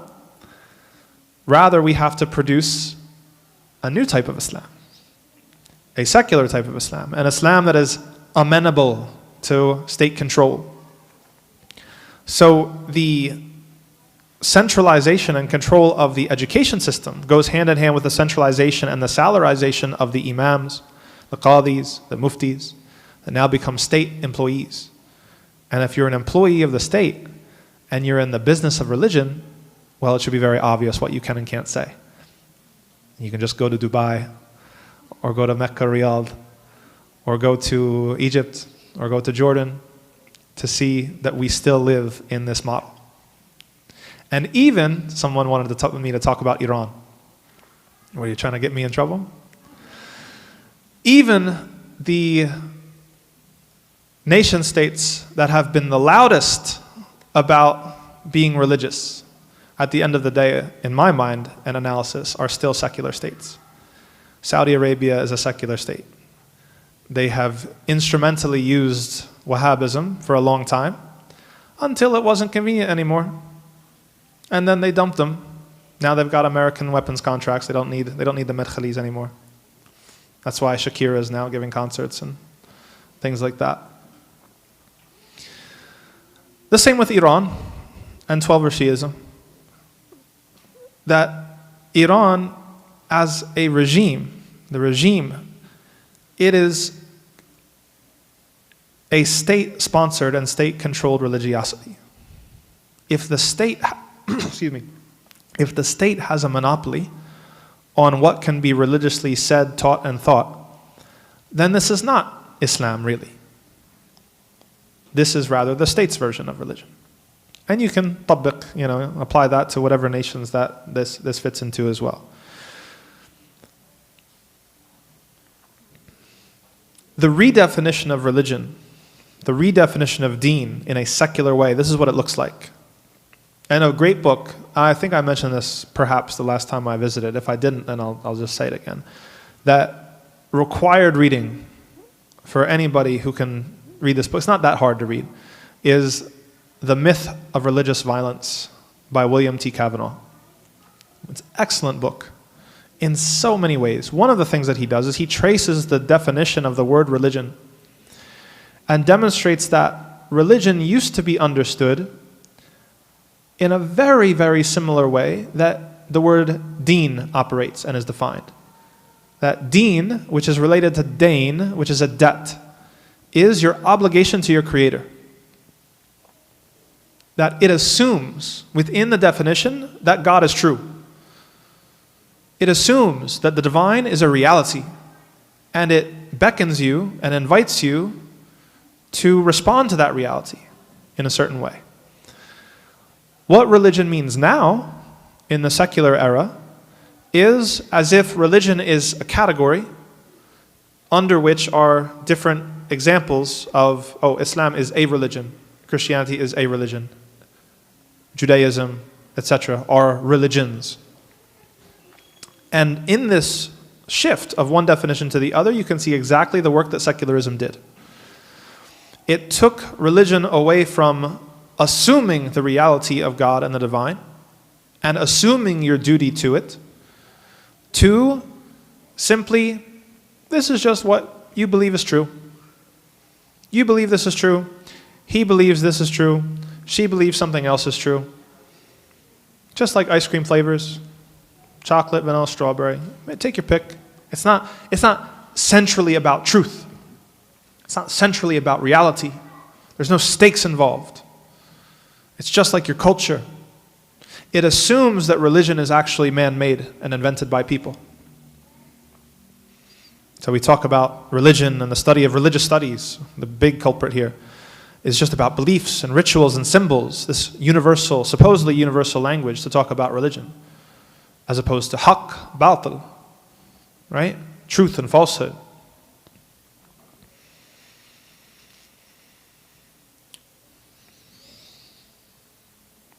So we see in these shifts of definition the declining significance socially and otherwise of conviction, of belief, and of matters of truth.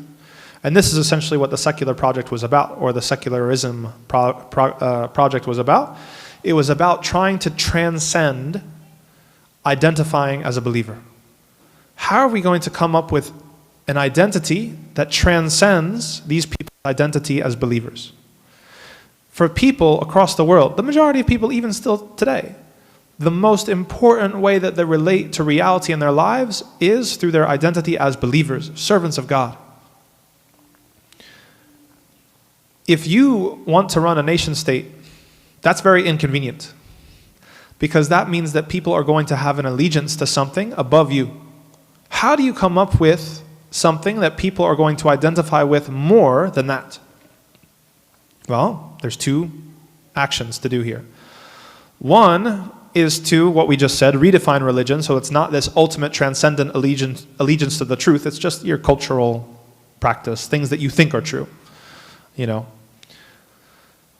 And then the other side is to aggrandize the importance of the nation and your obedience to the nation. And one can't choose both, right? Allah did not put in our hearts or our chest two hearts, that we can serve two masters. And there's similar quotes among Christians and Christian thinkers. One has to end up being the ultimate authority. Who's the ultimate authority? Is it the nation state? Or is it God? Is it your allegiance to God? This is exactly the problem that secularism tried to solve by rerouting people from relating to the world as a believer who is going to do what God says no matter what, even if it's against their nation, to the citizen who's loyal to the state above all else.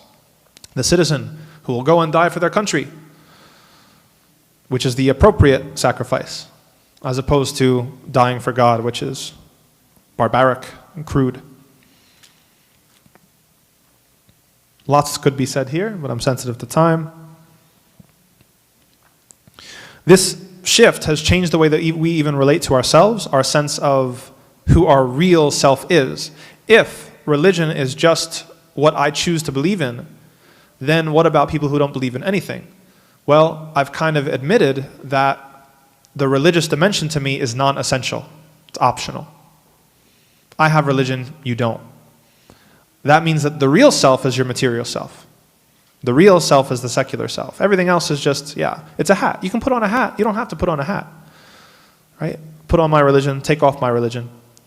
Which leads to the expectation that when you step into public space, you leave your religion at the door. Or you step into the school, especially in France, laïcité, you leave your religion at the door. It created the definition of religion that can be separatable and then expects you to separate. No one before 1700 could even think these thoughts. You could not think like this. It was not, the words didn't exist. The concepts didn't exist, which is kind of crazy to think about. So they had to invent an entire vocabulary, an entire way of conceptualizing self and society and allegiance and all these things just to be able to produce what they were after the whole time, obedient state subjects. The ultimate authority is the law, not your God. That even affects how we exist as Muslims and how we justify Islamic norms. So, you know, there's, I'm sure that you've seen on social media sometimes people say, my hijab, my choice. Right? Right conclusion, wrong argument.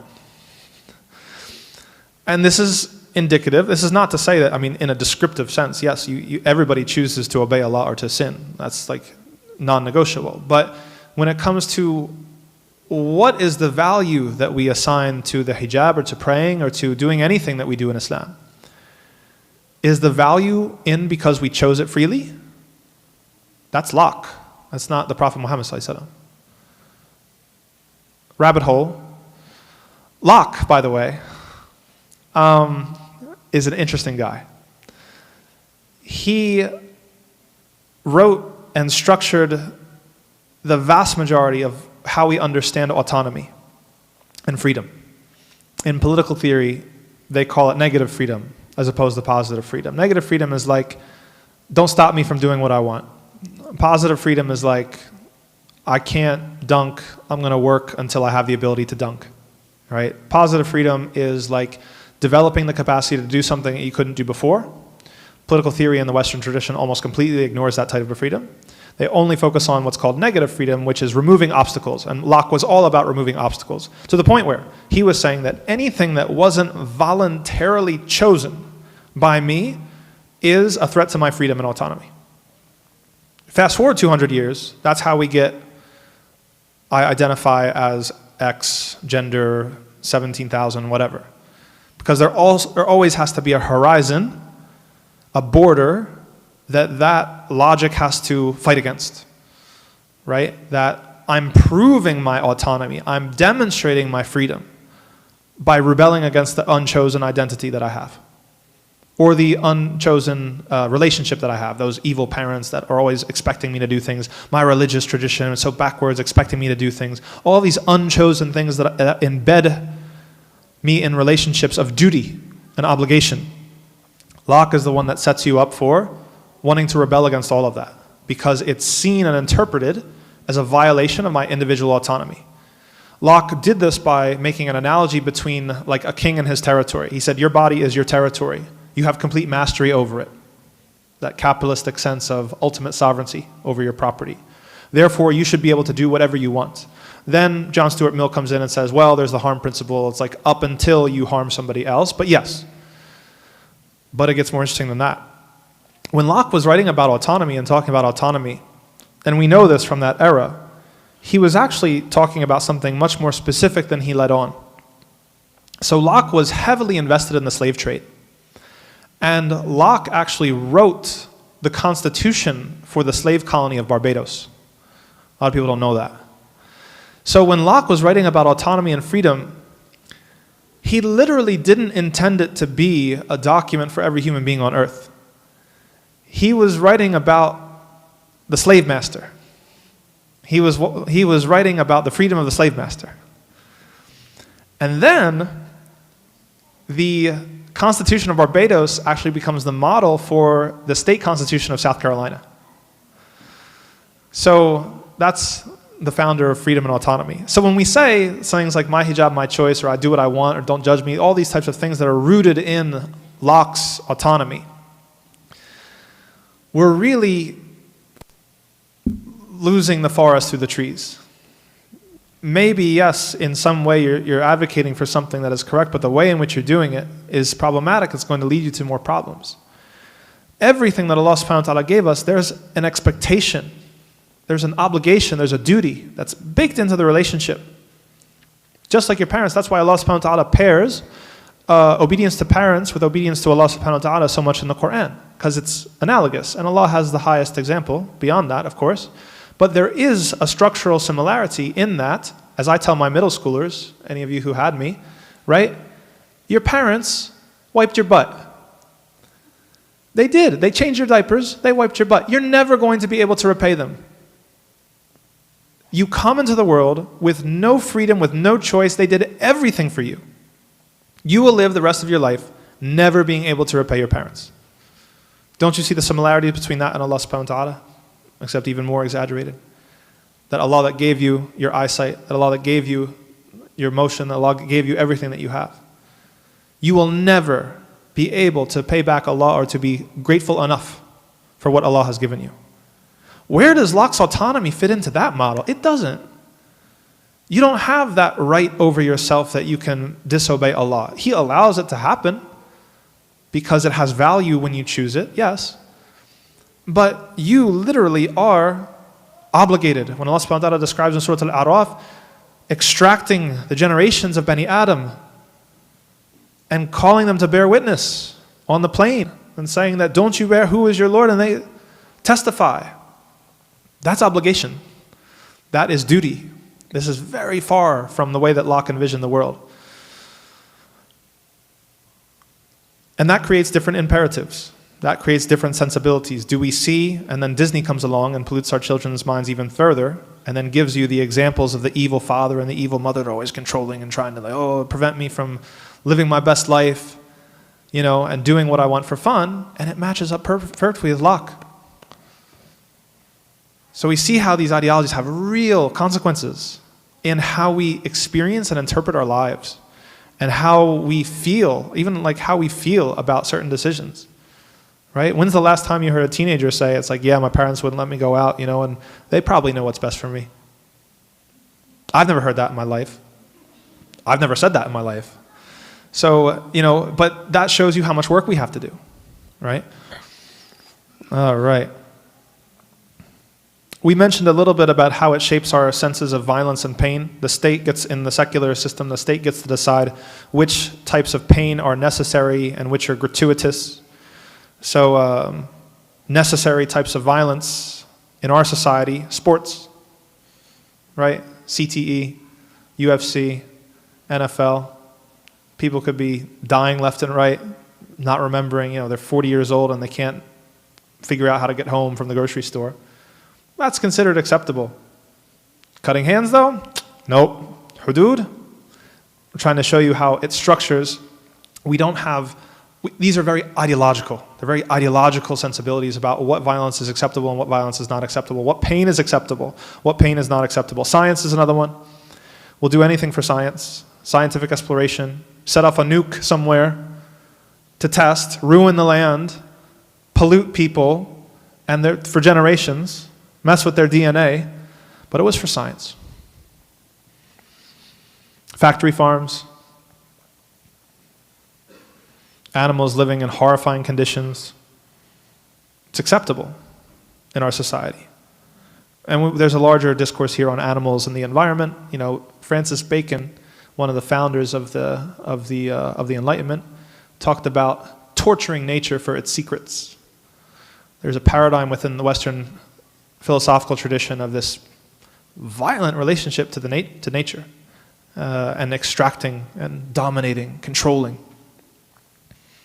Solitary confinement, the fact that we see this as something that's not barbaric and inhumane. Advanced interrogation techniques, it's justified. Waterboarding and the rest of it, the way that war is done. War for the nation is always acceptable, right? We've seen that. And this was, and I'm sorry, I have to digress here. This is where I challenged even some of the people within the Muslim community that justified, no, I shouldn't go there, I shouldn't go there. Let's not do that. All the sisters, none of the guys are encouraging me. All the sisters are encouraging me. So people who are married to the Democratic Party, or have taken the Democratic Party as their wali al-amr, blue MAGA, saying vote blue no matter who, and we're trying to guilt and spook the Muslim community into an undignified and fetal relationship with this party in 2024. And I confronted many of them individually and in WhatsApp groups and whatnot. And the question I asked was, how many Palestinians have to die under this regime for you to actually not vote for this regime? And they never gave me an answer because they didn't have an answer, because they were thinking not straight. We have to be very careful. These things have real, tangible effects about what we can justify, what we think can be justified. We have to have limits. And anyway, this is a larger conversation, but let's just say I was disappointed. I was disappointed in a lot of people. What types of violence are seen as gratuitous or excessive or barbaric? Of course, flogging. Flogging's not cool, man. Cutting of hands, jihad, any religious violence. State violence is always justified. It's always justified to die and to kill for the state. It's never justified to die or to kill for your religion.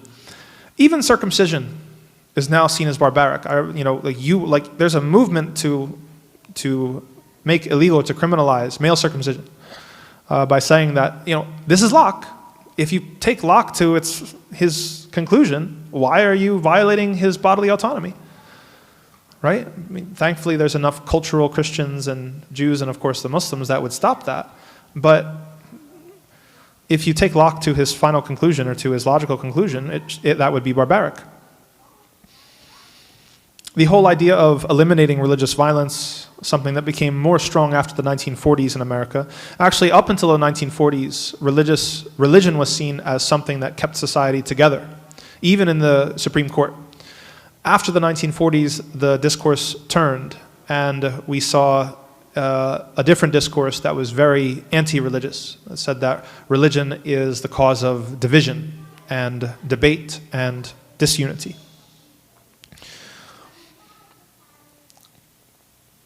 Five minutes left.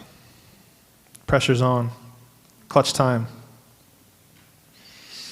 So the point is that just as we traced colonial techniques, that rather than, again, depose the Muslim ruler and take over directly, old style of colonialism. It's much more advantageous to the rulers and the powers that be to install a puppet.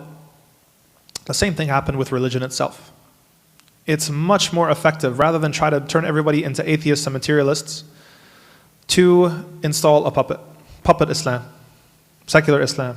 And that's where we give the example of the cloth. If Islam is this entire cloth, then it's really just cutting it down to size. Like, you guys can do this, your 5 pillars, your individual worship, right? You guys can be just like the Protestants. They went through the Protestant Reformation and they changed, and that was good, and you guys should go ahead and do the same thing. Secularism does not separate society from religion. It controls how religions become public and which ones become public. It is in the business of producing enlightened religion, tolerant religion, ultimately religion that is obedient to the nation state. Yep. I think, honestly, I'm going to bring this to an end. And if anybody should, here's a nice place to end it at. If anybody should be in doubt that this is not a violent process, then you should go back and really study the example of Turkey and what Mustafa Kemal did in Turkey in particular. And he was not alone, but he's a dramatic example.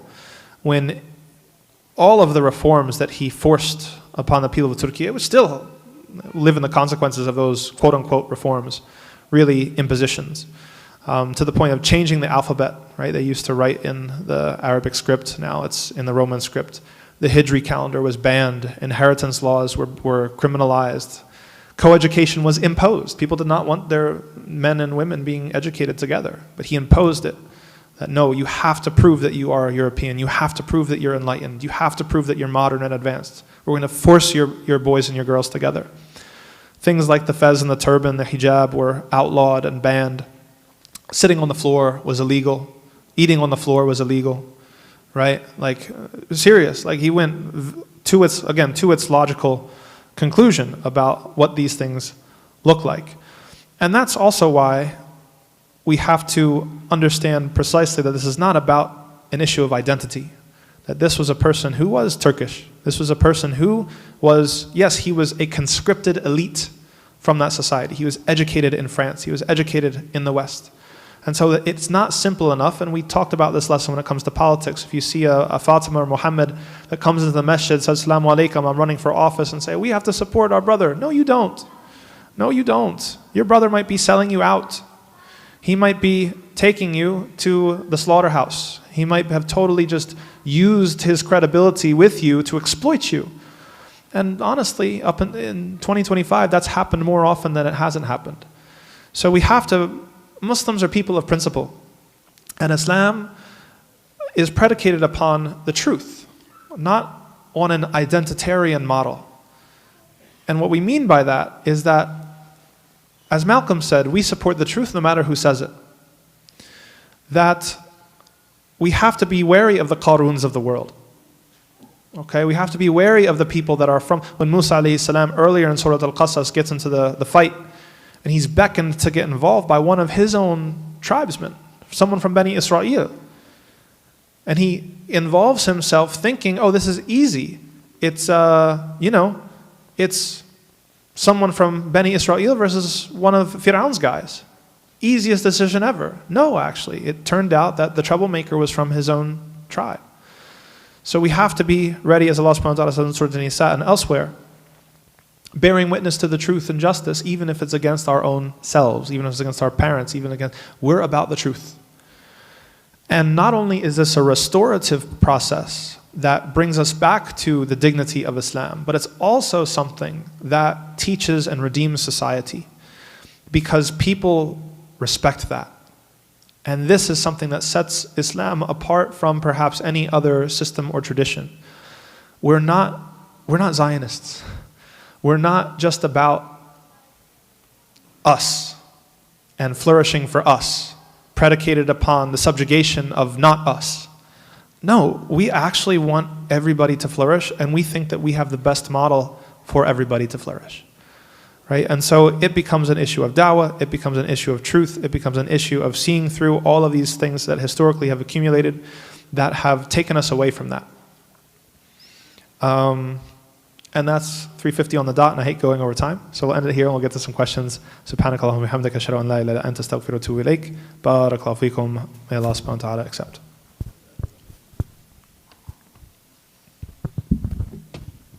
Text it to me or want me to read it? They have to do it first. Oh, yeah. Alhamdulillah, thank you everyone for joining us for the program. We're not done yet. We're not done yet. We will take a break now for a few minutes. Asr will be at 4 o'clock. The adhan will be made. And then we're going to come back for a Q&A session. How are we going to collect questions? Because we have like almost 150 people here. So how are we going to collect questions? Do you see the QR code up there? Where's Brother Muhammad at? Okay. So at some point, there's going to be a QR code up there. It's going to be a survey. The survey will take you a minute to do. Okay? We need the feedback so that we can improve our programs and give you more programs that you guys are interested in. And we just need a little bit of data. This is to help us help you. At the end of the survey, you can ask a question that you would like answered in the Q&A session. He'll have access to all of the questions, and then Imam Tam will be answering the questions from after Asr until we finish at 5 o'clock, inshallah. Is it up? Yeah. Okay, all right, so go ahead. We're pleased, everyone should do this. Even if you are not intending to ask a question, you don't have a question, please fill out the survey so that you can help us improve our programs, inshallah. So for right now, we'll take a break. The adhan will happen. You can go grab some refreshments downstairs, but the prayer will start at 4 o'clock, inshallah. As soon as we're done, we're going to go right back to our seats for the Q&A to start, inshallah. Assalamu alaikum.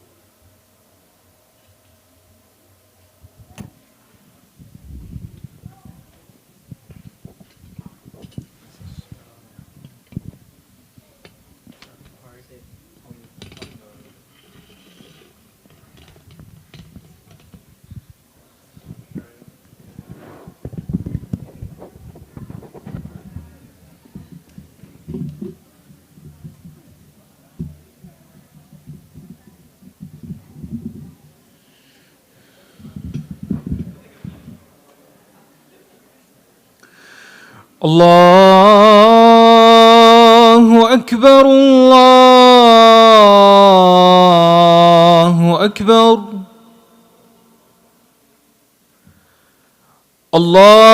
الله أكبر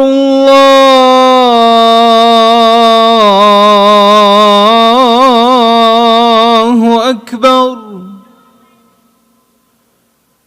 أشهد أن لا إله إلا الله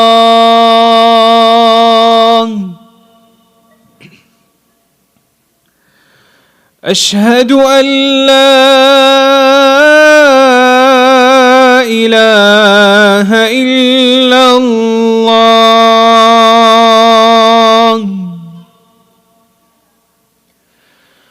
أشهد أن محمدًا رسول الله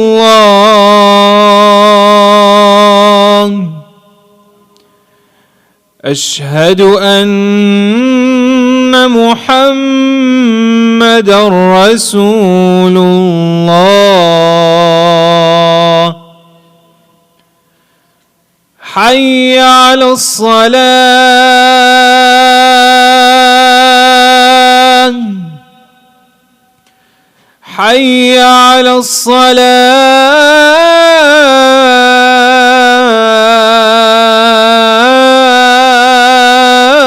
الصلاة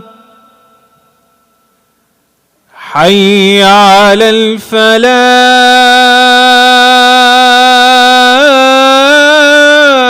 الفلاح حي على على الفلاح.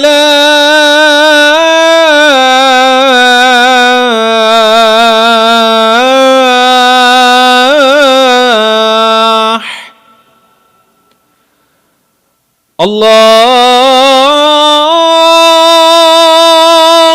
أكبر الله أكبر لا إله إلا الله.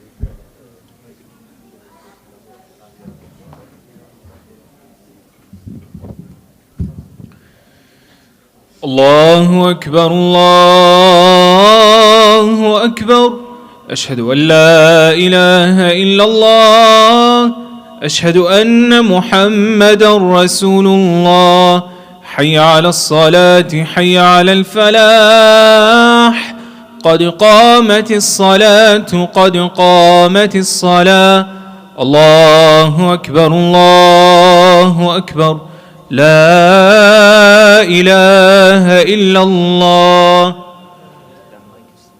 لا إله إلا الله محمد رسول الله صلى الله تعالى عليه وعلى آله وصحبه وسلم تسليما كثيرا.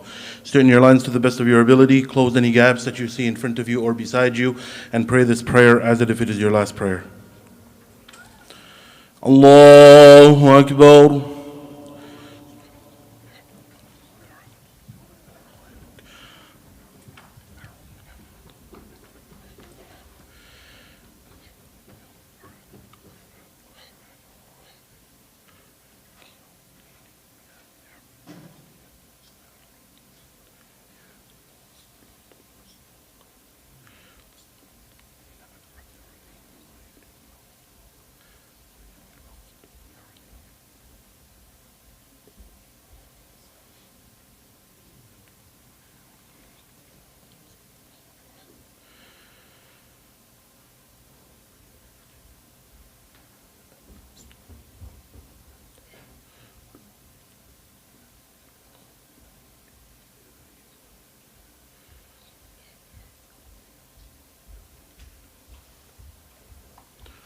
Allahu Akbar.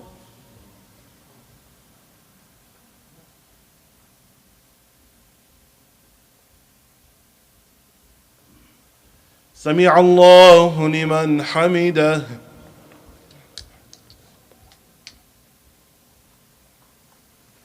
الله أكبر.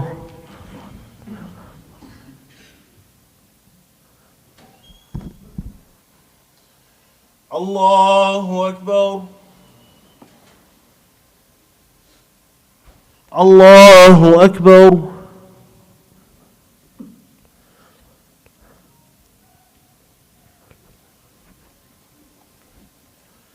الله أكبر.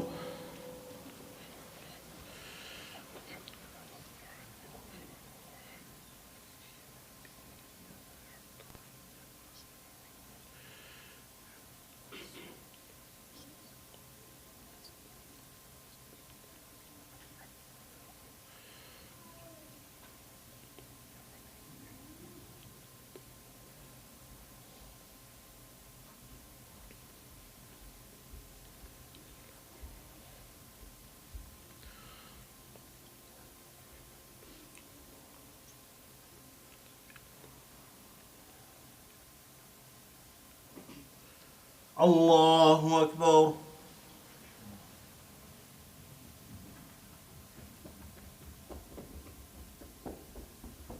سمع الله لمن حمده.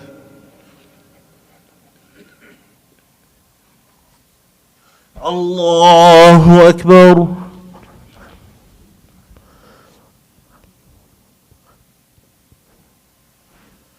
الله أكبر. الله أكبر.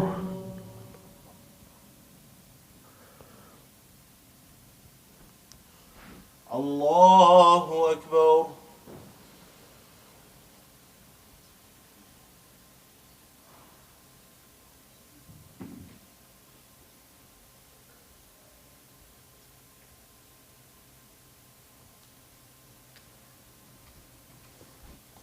الله أكبر.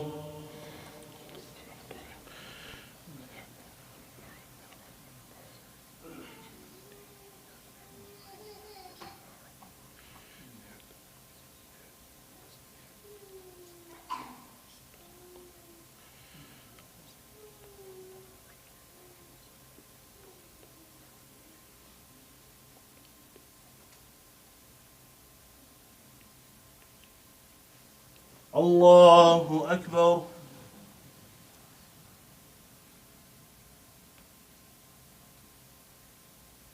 سمع الله لمن حمده. الله أكبر.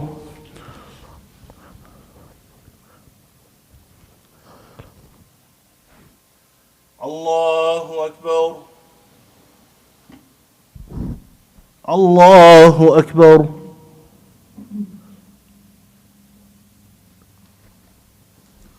الله أكبر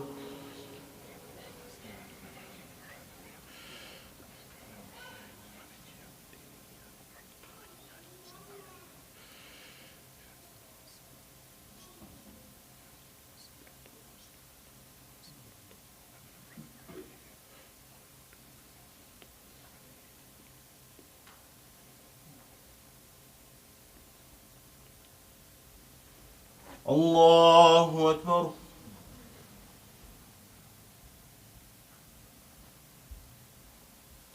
سمع الله لمن حمده الله أكبر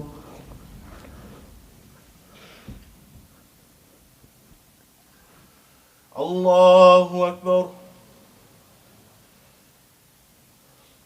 الله أكبر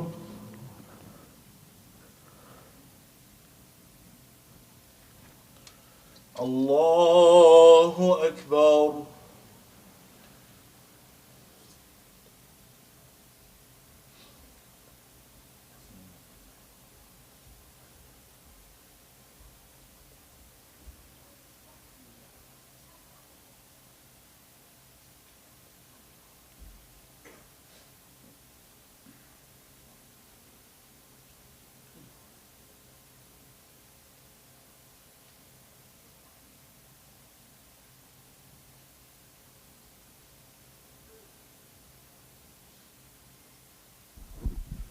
السلام عليكم ورحمة الله السلام عليكم ورحمة الله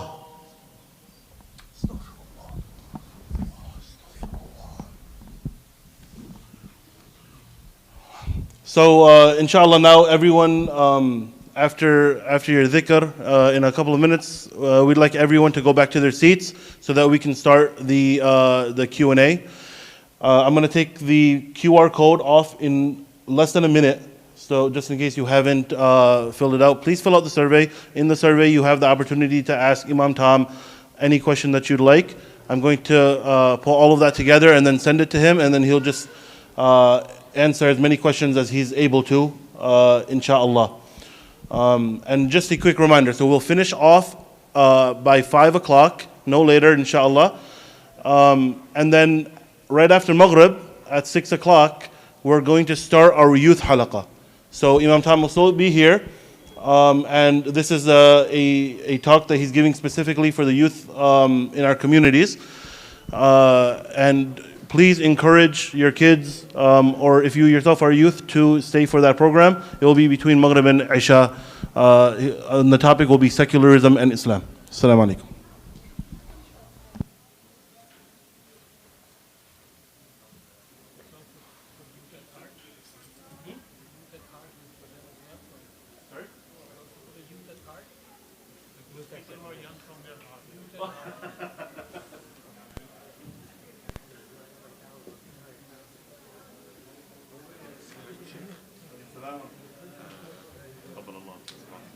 What's the age range for the youth thing? Because I just heard about this. So the youth group are looking at about 14 to 25. Oh, Yeah, and if you're like a couple years here and there. I'm 24 basically. Is it from 6 to what time? Around 6 o'clock we'll pray Maghrib. We'll start right after Maghrib and we'll end at Isha. Isha at 7:30. 7:30 it ends basically. Okay, yeah, I'll stay. More than welcome. Yeah, I need to. You need to do it? Oh, well, look at my camera.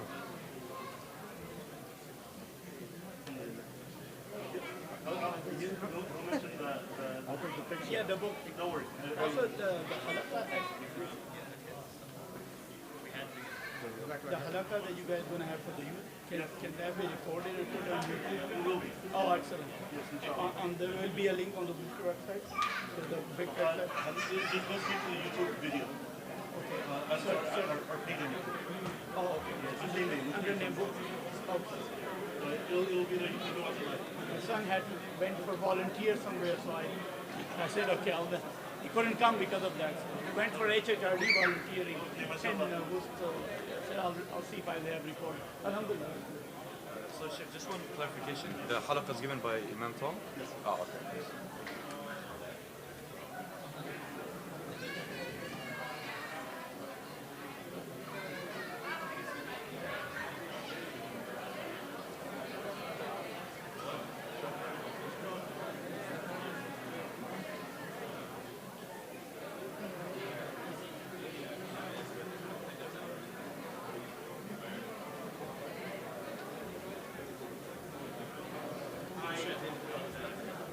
I just realized something. We have an unsung hero amongst us. Yeah.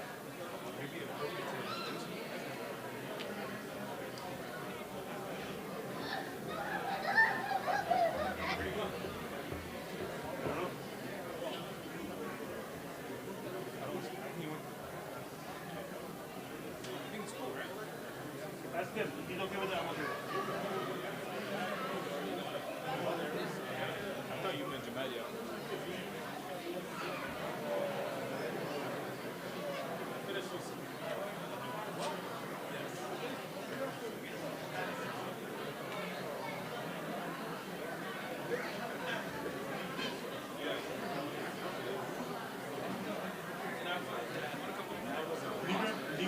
Libra 3. Yeah, yeah. Anything else to drink? For me, No, it's good. what would you, yeah, I'm doing right now. What would you like to drink from? They're good? Go ahead, shove it. Not a Diet Coke. No Diet Coke. You guys have any water bottles here? No. Can you, if you can walk, let me get you. I have it in the back. Inshallah. Yeah, bring Shit, I got a question. Yes, sir.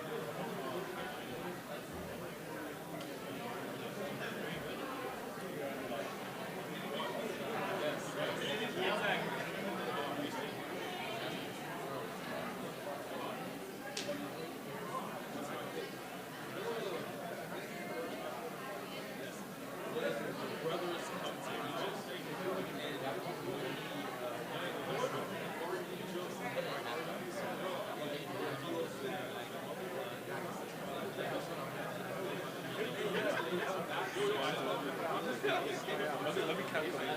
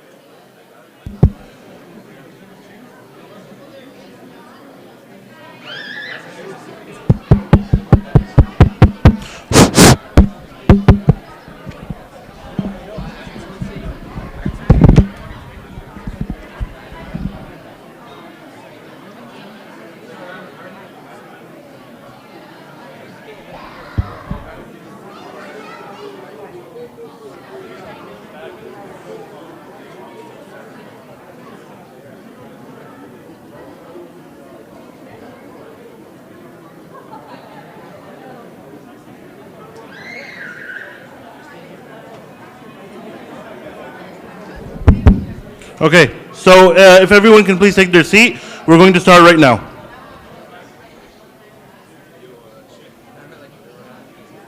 Should we just leave the table as is now?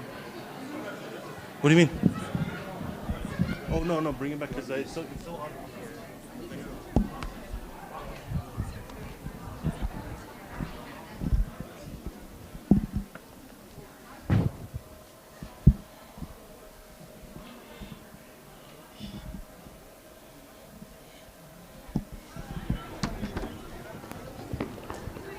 I just sent it to you on WhatsApp. Right there, right there. Okay, I sent it as a PDF. Perfect. Right there. It's a lot. Maybe your responses. It's good. A little bit more. So, but I can so it's Oh, my heavens.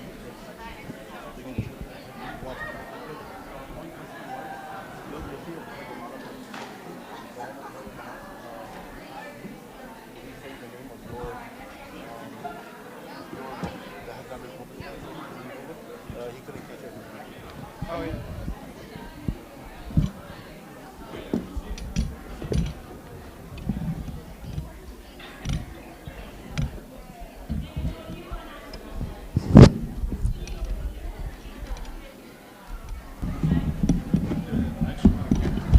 yes, please.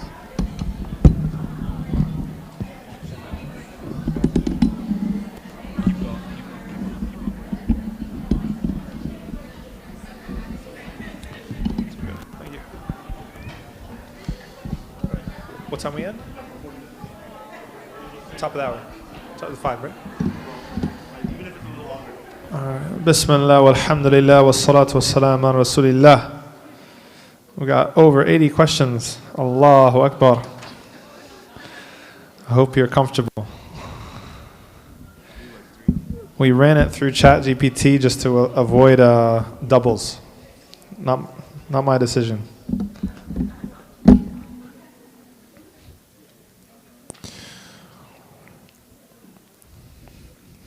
Many Muslim countries colonized by the same power, e.g. Morocco, Algeria, Tunisia, have become rivals.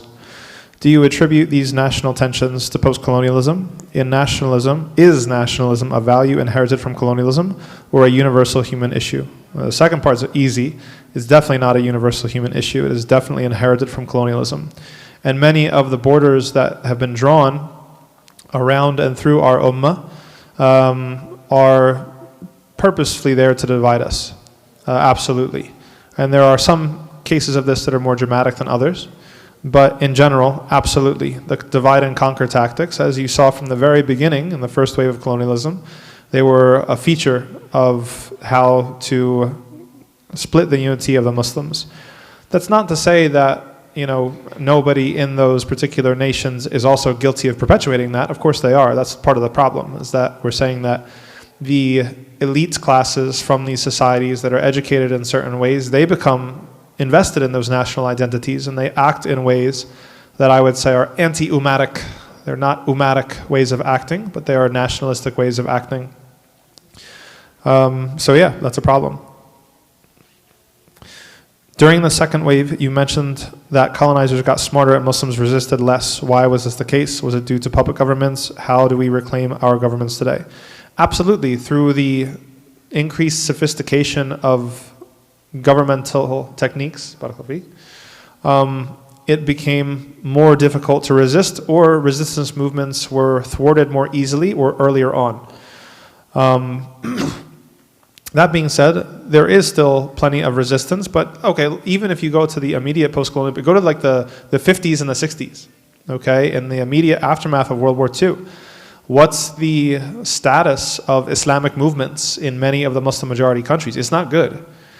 Egypt, Iraq, other places, they're being thrown into jail, right? They're being suppressed and subverted heavily throughout the Arab world and beyond, So yeah, it definitely was more and more difficult to put together a resistance movement, especially when it came to the puppet governments that are now supposedly formally free from the colonial masters, but happen to have very similar ideologies that were handed off.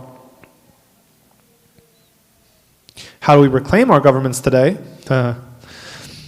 Well, I think that it's very important to stay practical and to focus on what's right in front of you. And I think that one of the opportunities of living in the West is that we have the ability, the relative freedom to create institutions that you're not allowed to create in many parts of the Muslim world, such as putting together your own waqf, making your own masjid.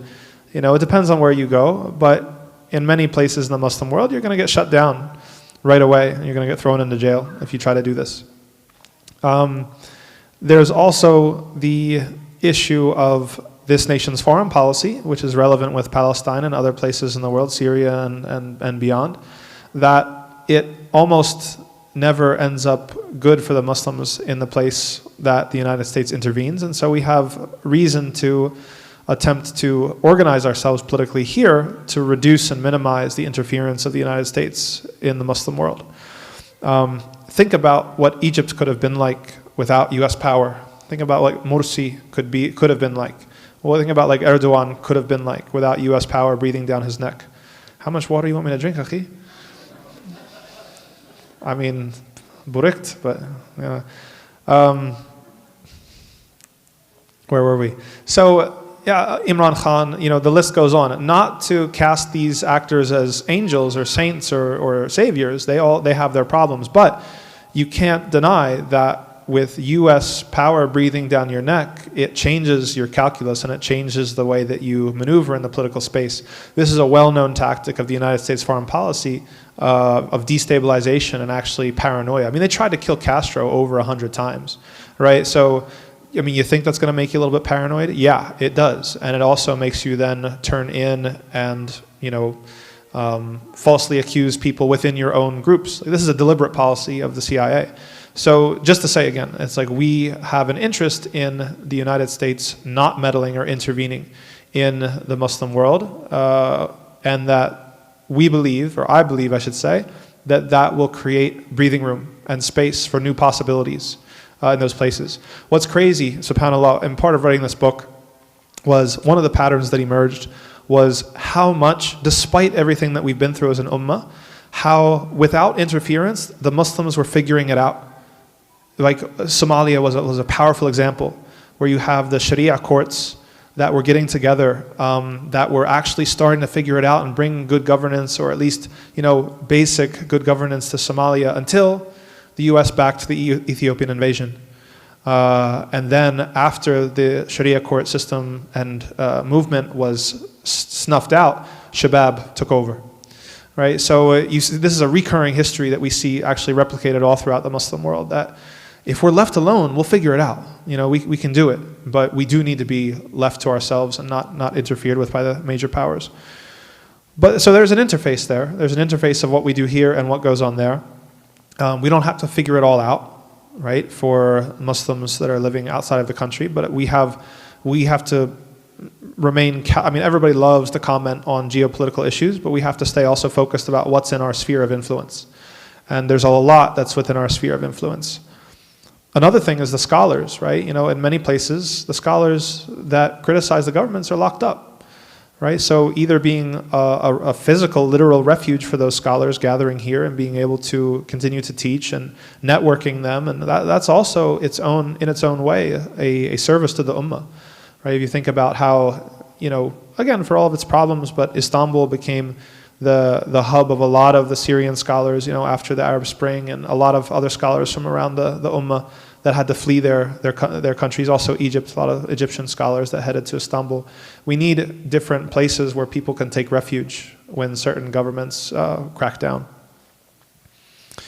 Can we extract any lessons from the situation in Syria, from French colonialism to today, for the broader ummah? A ton. Where to start? Geez. I mean, it mirrors a lot of the lessons that have been learned through the other ones. I'm concerned that I'm not going to have enough time to get into it deeply. There's definitely a lot that needs to be studied on a pattern, especially in Sham, broader Sham, and the Arab world, when it comes to the handoff of the colonial power to the secular nation state. and the utilization and instrumental utilization of particular religious minorities, such as the Alawites, for colonial and neo-colonial purposes that goes on. In addition to the soft power and the education systems, the French schools, and like many of these things are similar to what we've talked about. One of the interesting things, and that I will mention here, that the recent revolution in Syria teaches us is what is possible, with withholding judgment for all of what's going on now, because it's a very evolving and complex situation. But two things stand out to me about the recent developments in Syria. One is how quickly falsehood collapses, that the people that did not think that Assad was going anywhere, the way that the regime just folded within a very short amount of time, that this is actually what happens to such regimes that are built upon tyranny and falsehood and oppression. And I have no doubt that if we reach the tipping point with Palestine, that the Israeli regime will do the same thing that the Assad regime did and flee with their tail between their legs, humiliated. The other thing is, what are the possibilities that are unlocked when the major powers don't intervene, which is the previous point. That the fact that, and the jury's still not out because history is still being written, but it seems, at least from what I'm aware of, that neither the United States nor Russia had the political will to get involved as much as it might have wanted to in other times. And the possibilities that created, right? The breathing room that created. This is what I keep on coming back to, the idea of breathing room. That sometimes you just need to seize upon an opportunity where nobody else has the motivation or the willpower to get involved. And creating scenarios proactively where those actors don't have the ability or the interest or the motivation to get involved. So that's a cop-out. I mean, Syria needs a lot more attention, but yeah, it would take like a fairly exhaustive treatment. How have we as an ummah not learned from history to prevent what is happening to us now? Because we don't study history. We send everybody to medicine. We don't write our own history. It's true, we don't. And the histories that we have, again, take the impetus behind this book. We've been teaching an Islamic history class in an Islamic online high school, and there was nothing to teach from. There was nothing good to teach from. We had to write our own book. It put me so far behind in everything else that I'm doing to write this book. I mean, it was really beneficial, but it was like, we should have had this, it's 2025. And it was like, we should have had this figured out by now. But we didn't, so we have to do it. So you can't learn from history if you don't even know what it is. And Malcolm used to say, only a fool would let his enemy teach him his own history. Yep, sorry, we did that. How do modern power structures continue colonial agendas through Muslim nations and institutions, and what would true decolonization look like today? Great question. The UN, look at what's happening in Palestine through, why is it possible that a genocide can be committed against Palestine with the UN, with the ICC, with the ICJ?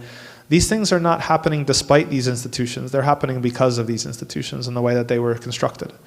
That these are, despite all of the legitimizing language of liberalism and international order, that they were set up to control the world, to keep the power in the hands of the Western powers, with the addition of Russia, which is a Western power at the end of the day. But even the Western powers would rather have Russia involved and China involved than turn things over to like the global South or like the majority will of the people around the world. So this is the society and the structures that were set up after World War II. That it was not just freedom and peace and love. That this was a new order that was meant to manage and meant to control. The patterns of control don't go away, they just shift, they change. So now when the US approaches Egypt to say, let Israel ethnically cleanse Gaza and drive its people into the Sinai, and we'll forgive your IMF debts. That was the deal on the table. We see that all of these things are just instruments of power. So, yeah. All right. We live in a deeply colonial world that doesn't align with pure Islamic values. How can we preserve our Iman and gradually rebuild a more authentic Islamic environment? I mean, the good thing is that, and the benefit here, I mean, there have been other people that have kind of lost their way, but they didn't have anything to go back to. As Muslims, we have a very intact scholarly tradition. There are places in the Ummah where you can still access the scholarly tradition. We have libraries and libraries and libraries full of books that were authored and passed down before European colonization. It's all there, right? We just have to systematize the study of it, the proper study of it. We have to turn our best minds over to it and see what they come up with. There's a lot of work to do on the intellectual front into building out even some of the things that we talked about with tajdeed and renewal and pedagogy. There's a million things to do. And it's all there, alhamdulillah. We just have to actually do it. How do we move forward with decolonizing our minds while staying true to Islamic principles and lifestyle? Yeah, I mean, it's the same thing.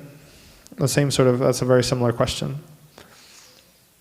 How can we break free of the colonial mindset as American Muslims and restructure our goals and outlook to reflect Islam's ideals? I'll say this, that you should look at the major decisions that you make in your life, who you marry, what your career is going to be, where you live, what type of house that you live in, which neighborhood, and just look and honestly answer, what was the decision like? What was it optimized for?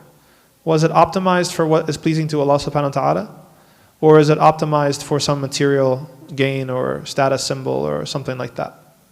We, readily accept people moving across the country for a job, moving across the country to be part of a better Muslim community, maybe not so much.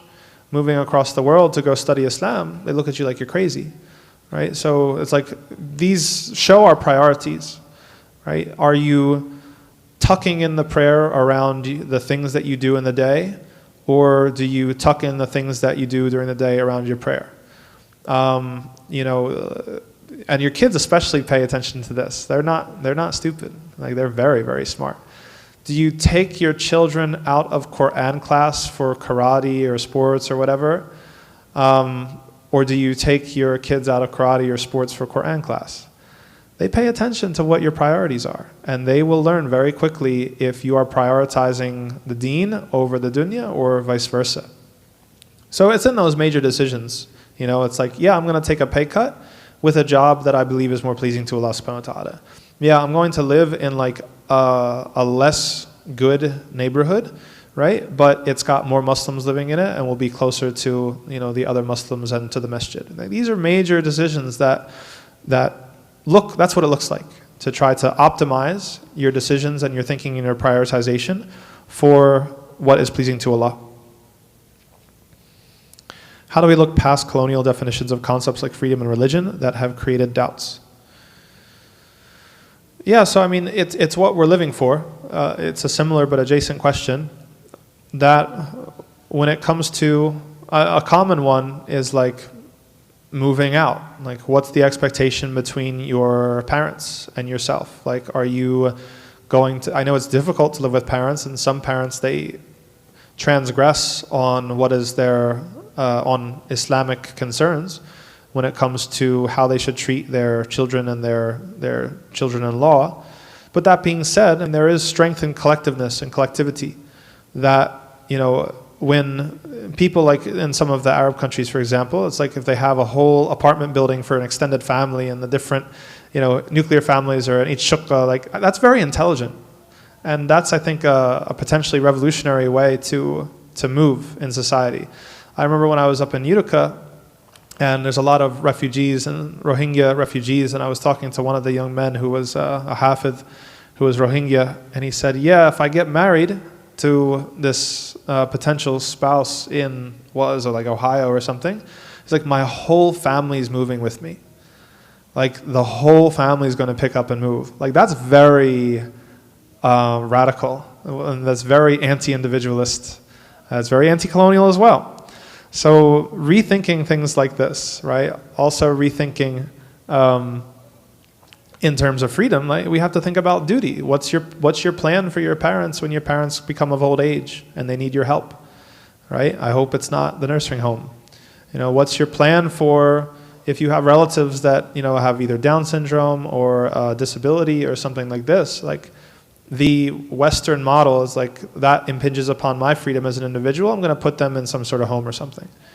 It's very, very different to approach that. It's like, no, Allah gave me an opportunity to serve Him through this relative, or through this person in my life that I get to care for. That's very, very, very different way of thinking about things.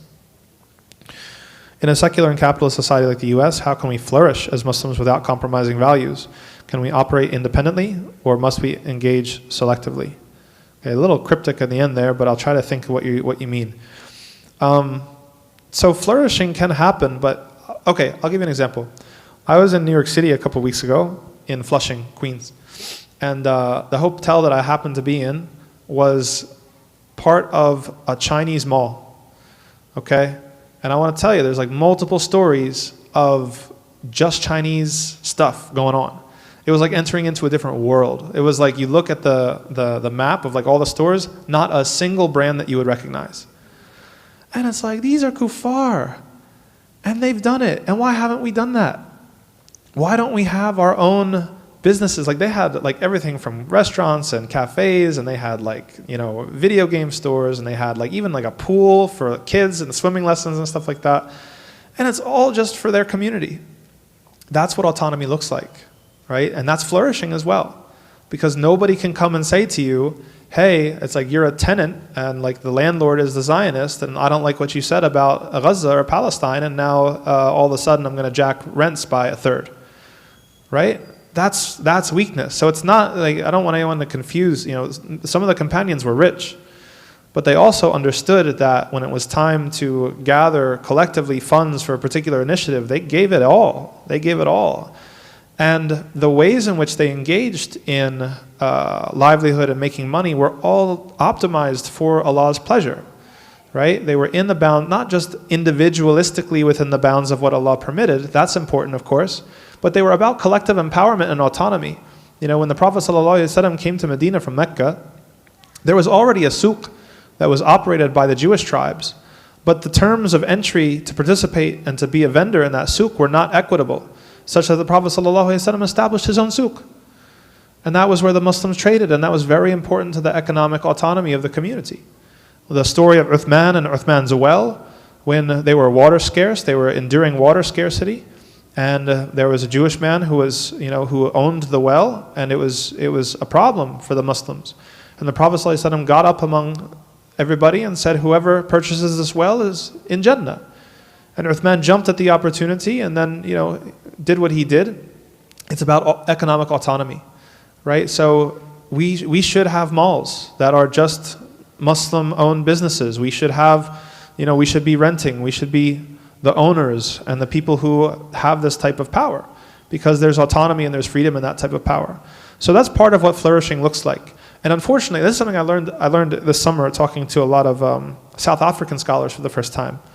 You know, we were talking about fiqh al-aqalliyat, which is like the fiqh of being a minority. And one of the things that they told me is that in South Africa, they said, we've approached fiqh al-aqalliyat in the entire opposite way that you've done in America. And I was like, really, how so? They said, in America, when you guys do fiqh al-aqalliyat, you guys are giving permission for everything because you're in a hard situation. Mortgages, loans, this, that, and the third. Yeah, it's okay, inshallah, first house, no problem, whatever. They said in South Africa, we took the hardest line on everything because we knew that it would pay off in 3 generations. So even though it was hard for the first generation and it felt like we couldn't do anything, by the time the 3rd generation came around, we had our own banks, we had our own schools, we had our own everything. And we didn't need to rely upon the non-Muslims in the way that you guys are still relying on the non-Muslims in America. I was like, wow, that's really profound. There's a lot to learn from the South African experience. The way that they participated in the anti-apartheid struggle, the way that they indigenized in that place, so that they fully have a South African identity, but it's not at the expense of their Islamic identity. They've managed to keep those two things together. Whereas usually here, someone having a very strong American identity usually means they're cutting away from the Islamic identity. It's a very fascinating thing. Okay, so flourishing is good, but it has to bring power and autonomy. That's the thing. Like, it can't be just like individualistic, you know. And unfortunately, I mean, if I had a dime for every time I heard people talking about, you know, Muslim entrepreneurs and Muslim this and Muslim that, I'm not impressed. I'm not impressed. I don't see the needle being moved when it comes to the collective power that's being built. I see a lot of individuals getting rich. Alhamdulillah, you know, but we can do better. We have the money, we have the skills, we have the talent. We just have to put it all together. Should we separate from the state or work on building community strength within existing structures? I mean, you have to navigate by negotiation. Everything is a negotiation. And this is, getting more into the realm of politics and the subject of the khutbah, that, the state, there is no separation from the state when the state controls zoning and whether you can build a mosque and whether you can stay in business and licenses and all these sorts of things. So there's no idyllic, back to the land, let's have our Sufi commune, right? Which I can vibe with, it's fun, but that, again, I'm not sure how much that's bringing power versus how much that's an escape. And that comes, I know how to farm. I've worked on farms for multiple years. I know how to grow food. I know how to do those things. So it's like I'm not throwing shade at that. And having those skills is actually really important. And I actually believe that people should have those skills. But for a community model, we have to realize that there is an interface with power that necessarily must exist. And we need to rather think about how to position ourselves and then how to negotiate such that it brings benefit, concrete benefit, not just symbolic, lip service to the Muslim community. So, I guess one thing that gets into the way the question was framed, another thing that kind of draws my ire is when people talk about individuals getting an office as if that's going to be how we get power. That's not. That's the worst way to get in power, is to put people in office. We don't have the base to support those people. So here comes party Ashab al-Fil or Ashab al-Himar, A'izzakum Allah, and they come and they give you money and they run your campaign for you and they protect you from your enemies. You're not accountable to the Muslim community anymore. You're accountable to who funds you, runs you. That's the principle. So rather than have individual people that we try to throw up into the stratosphere and imagine that that's power and that's winning, we have to build the base. Like I say, in some communities, we can't even get 10,000 Muslims to drink chai at the same time. How are we going to be able to build power? Once we're able to get 10,000 Muslims to drink chai at exactly the same time, now we're talking. That chai can turn into a vote, can turn into a strike, can turn into a walkout, can turn into anything else. It's about organizing, and it's about mobilization. So that's where power is. Power is the ability to get a lot of people to do the same thing at the same time, and reverse engineering for that. And once you do that, you'll get situations like our buddy Seth, inshallah, who said, you know what, I see the way that the political winds are shifting. I'm going to hand back that APAC money because this has become a liability, right? That's what power works like when they start to come to you. When they come, not us chasing them. Like, oh, I gotta self. If you are someone, I've said this before, 1 million communities, don't take offense, please. If you are someone that gets happy by taking a selfie with a politician, don't ever come anywhere close to politics. Please, go teach Quran, go do something else. Don't come close. Because what you did there was you gave away your credibility for free. You failed to negotiate. And you didn't realize that politics is all about negotiation. And so what it really looks like is, and the metaphor or the example I give that I think anybody can understand, the souk back home, the bazaar. If you're in the souk and you want to negotiate and haggle down the price, you have to be willing to walk away from the table. If you go up and say, you know what, no matter what, I'm going to buy something from you today, they're going to take advantage of you. They're going to name their price. There's nothing you're going to be. You don't even start negotiating until you say, no, you know what? I don't want anything. Walk away. Okay. Oh, no. Todd. Come back. Now you're negotiating. It's the same with politics. You withhold your support. There were people in the Muslim community that wanted to come out and support Biden before the primary. Ya khasara. What's the matter with you? You're giving up all your leverage. Hold on to that credibility. Hold on to that support and say, what's the highest bid? What are you offering? What are you offering? Come here. What do you have? No, that's not enough. There was the governor. Did I mention the story already? The governor in New Jersey this weekend? Okay. So I was there in New Jersey in Elizabeth where the governor of New Jersey is being elected this year.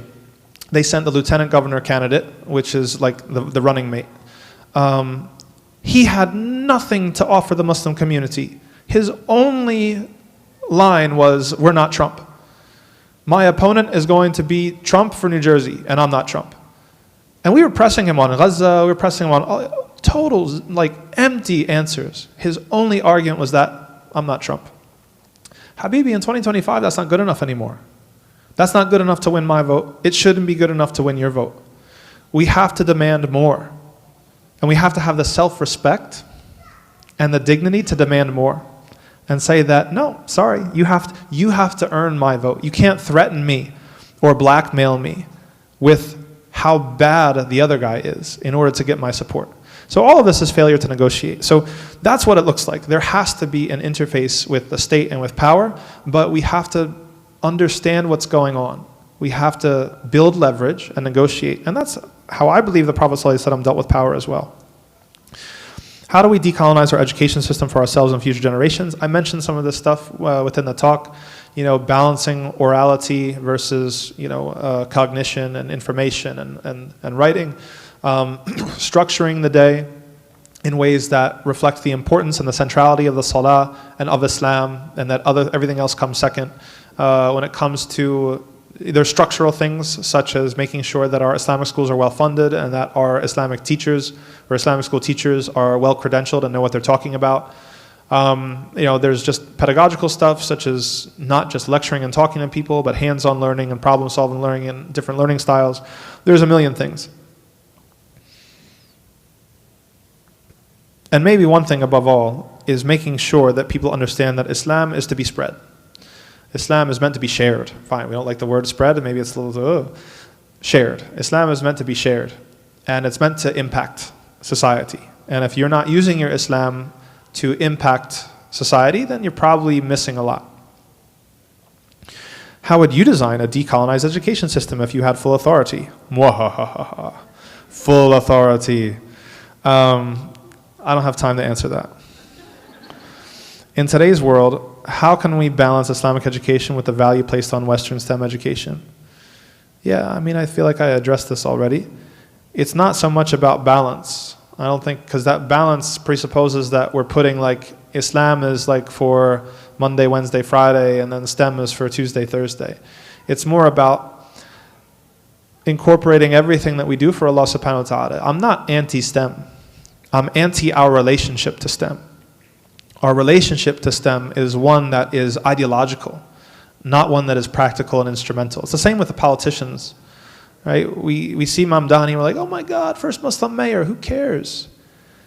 It's about policy, it's about our interests being advanced, it's about actual concrete, how is it going to affect your life? So it's not about STEM or not STEM, it's about, is it for Allah? And if you can answer that question and say yes, then you should be able to point out how and why it's for Allah. Well, I had this opportunity to work for Lockheed Martin and I turned it down because they're genociders. Yes, good job. You stemmed right. Right? As opposed to, well, this is, the internship and inshallah, I talked to this one sheikh, he said it's halal. Bro, it's this is not what we're looking at. So that's what my concern is. Not an issue of balance. It's about making it everything that we do for Allah subhanahu wa ta'ala.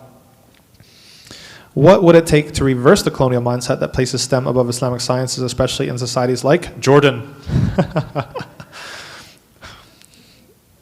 I'm gonna withhold making fun of the king.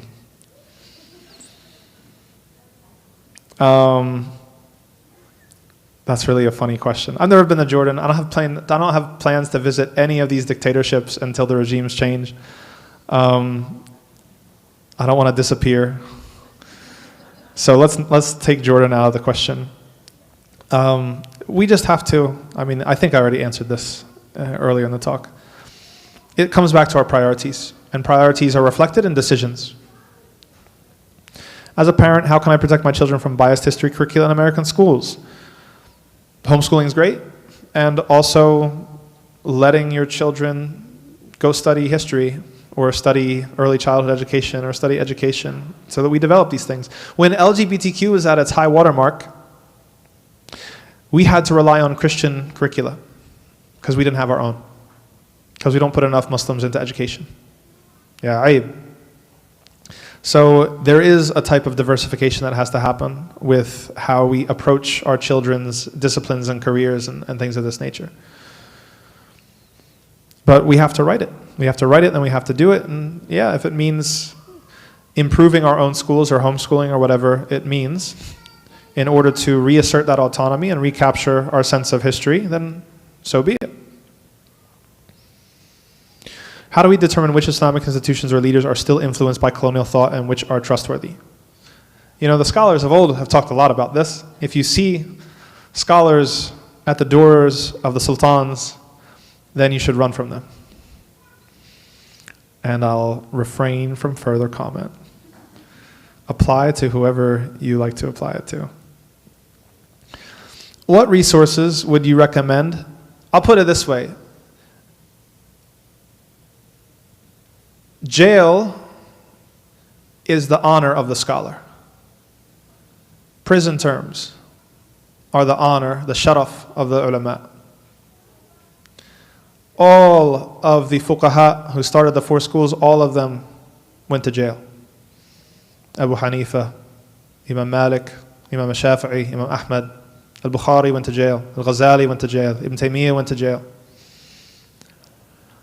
There was a discussion between 2 scholars, I can't remember who, but I was listening to a sheikh and he told this story about this one sheikh who was suspicious of the intentions of another sheikh. He thought maybe he was a sellout or something like that.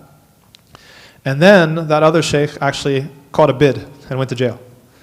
And then he wrote him a letter in jail and said, you know what, I used to doubt you, but now I understand that you're legitimate. So that's a way. Who sacrifices? Whose Islam is just conveniently aligned with power? And whose Islam actually puts them in the crosshairs of power? It's not a perfect metric because some people are reckless and whatever, but it works in one direction, which is that if your Islam coincides very heavily with like strategic and powerful interests, yeah, that's no bueno. What resources would you recommend to learn unbiased history of colonization and world history? With colonization, there's a lot out there. When it comes to Islamic history, unfortunately, there's very little, which is why we had to write this book. Book is called, by the way, someone said that they missed it, Islam in World History by Routledge. Routledge is the publisher. You can find it on Routledge's website. I apologize, it's $45. It's too much for a book. I didn't have any choice in that. But there's a lot out there about colonization. It depends. You have to like ask a more specific question for me to give recommendations because there's quite a lot. There's theory, there's practical examples. There's one anthology by Robert J.C. Young or something like that, a post-colonial reader or something. There's a lot of stuff.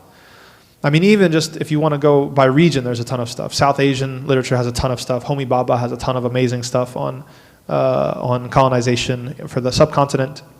Southeast Asia has its own robust tradition of works on colonization and decolonization. There's a lot out there on colonization and decolonization. What books or authors do you recommend to deepen our understanding of colonialism and Islamic history? All right, fine.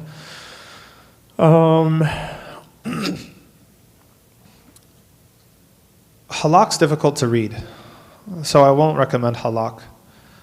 Though I did explain his books on Paul's podcast, Blogging and Theology. So The Impossible State is explained.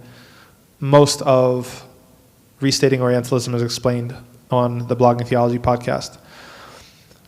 Again, this is a little bit more specific. I think that authors like Sven Lindqvist has very good books about colonization, such as he has a book called Exterminate All the Brutes. Obviously he's quoting. Terra Nullus is another one. Empty land. Sounds familiar, right? A land without a people for people without a land. They weren't the first ones to say that. Terra Nullus is another book by him. You've got others like, other than him, you've got a lot of South American and Central American scholars like Anibal Quijano, Michael Tausig. There's a lot, right? And some of it's a little bit like theoretical. So I don't know. I need the more specific question, I think. For common recommendations, yeah, I don't know. They need to be written. Can you share the reading list websites, podcasts, or main sources used for this presentation? My brain. No, it's a lot of research that I did for the book. And also, I mean, if you really want to nerd out, I mean, so, all right.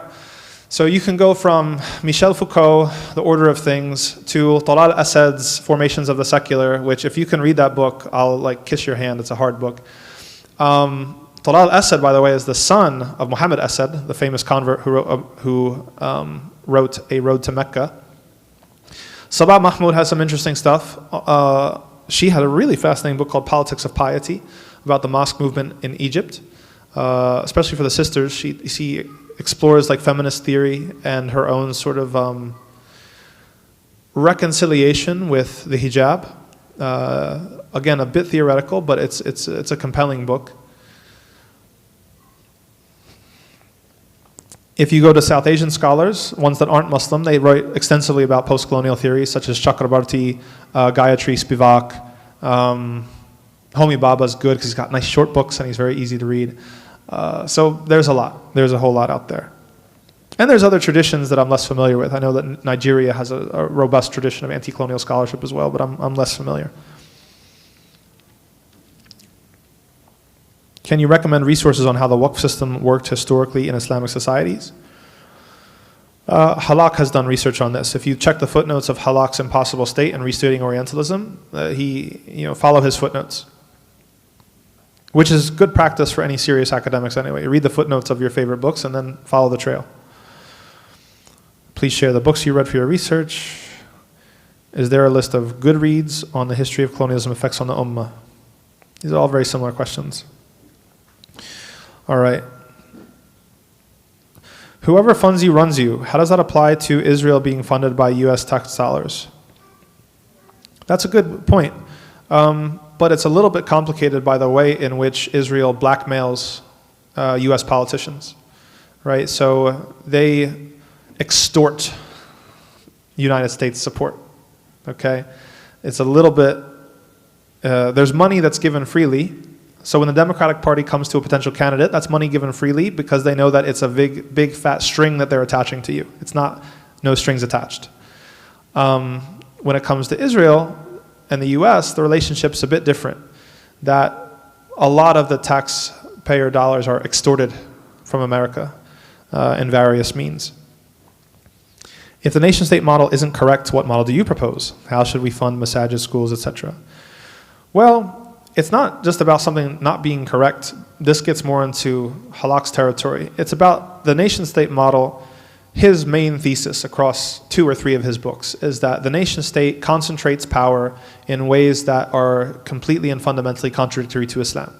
That Islam has, theoretically at least, the rule of the Sharia over the government, whereas the nation-state has the rule of the government over the Sharia and over religion.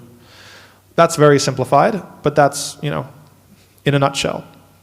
So there's 2 things to do. There's 2 types of thinking and research and work. One is the futuristic thinking about what comes next, because in history, things end. The nation state's not going to be around forever. That's just history. Right? It would be conceited to imagine that everything that we have today is just going to continue on forever. Right? Allah says so many times in the Quran that there were people before you that were much more powerful than you, that we put an end to. Right? This system will go. Actually paying attention to the history of Zionism and how they maneuvered the handoff, the colonial handoff between the British mandate to the post-colonial, post-World War II Declaration of Nation States was very cunning. It shows what it takes to maneuver and to position yourself and then take advantage of the moment in an opportune time. Of course, there's a lot of other things that they did that were completely ruthless and barbaric. But it is true that from the 1880s onwards, they were building out the ideology of a Jewish supremacist nation state.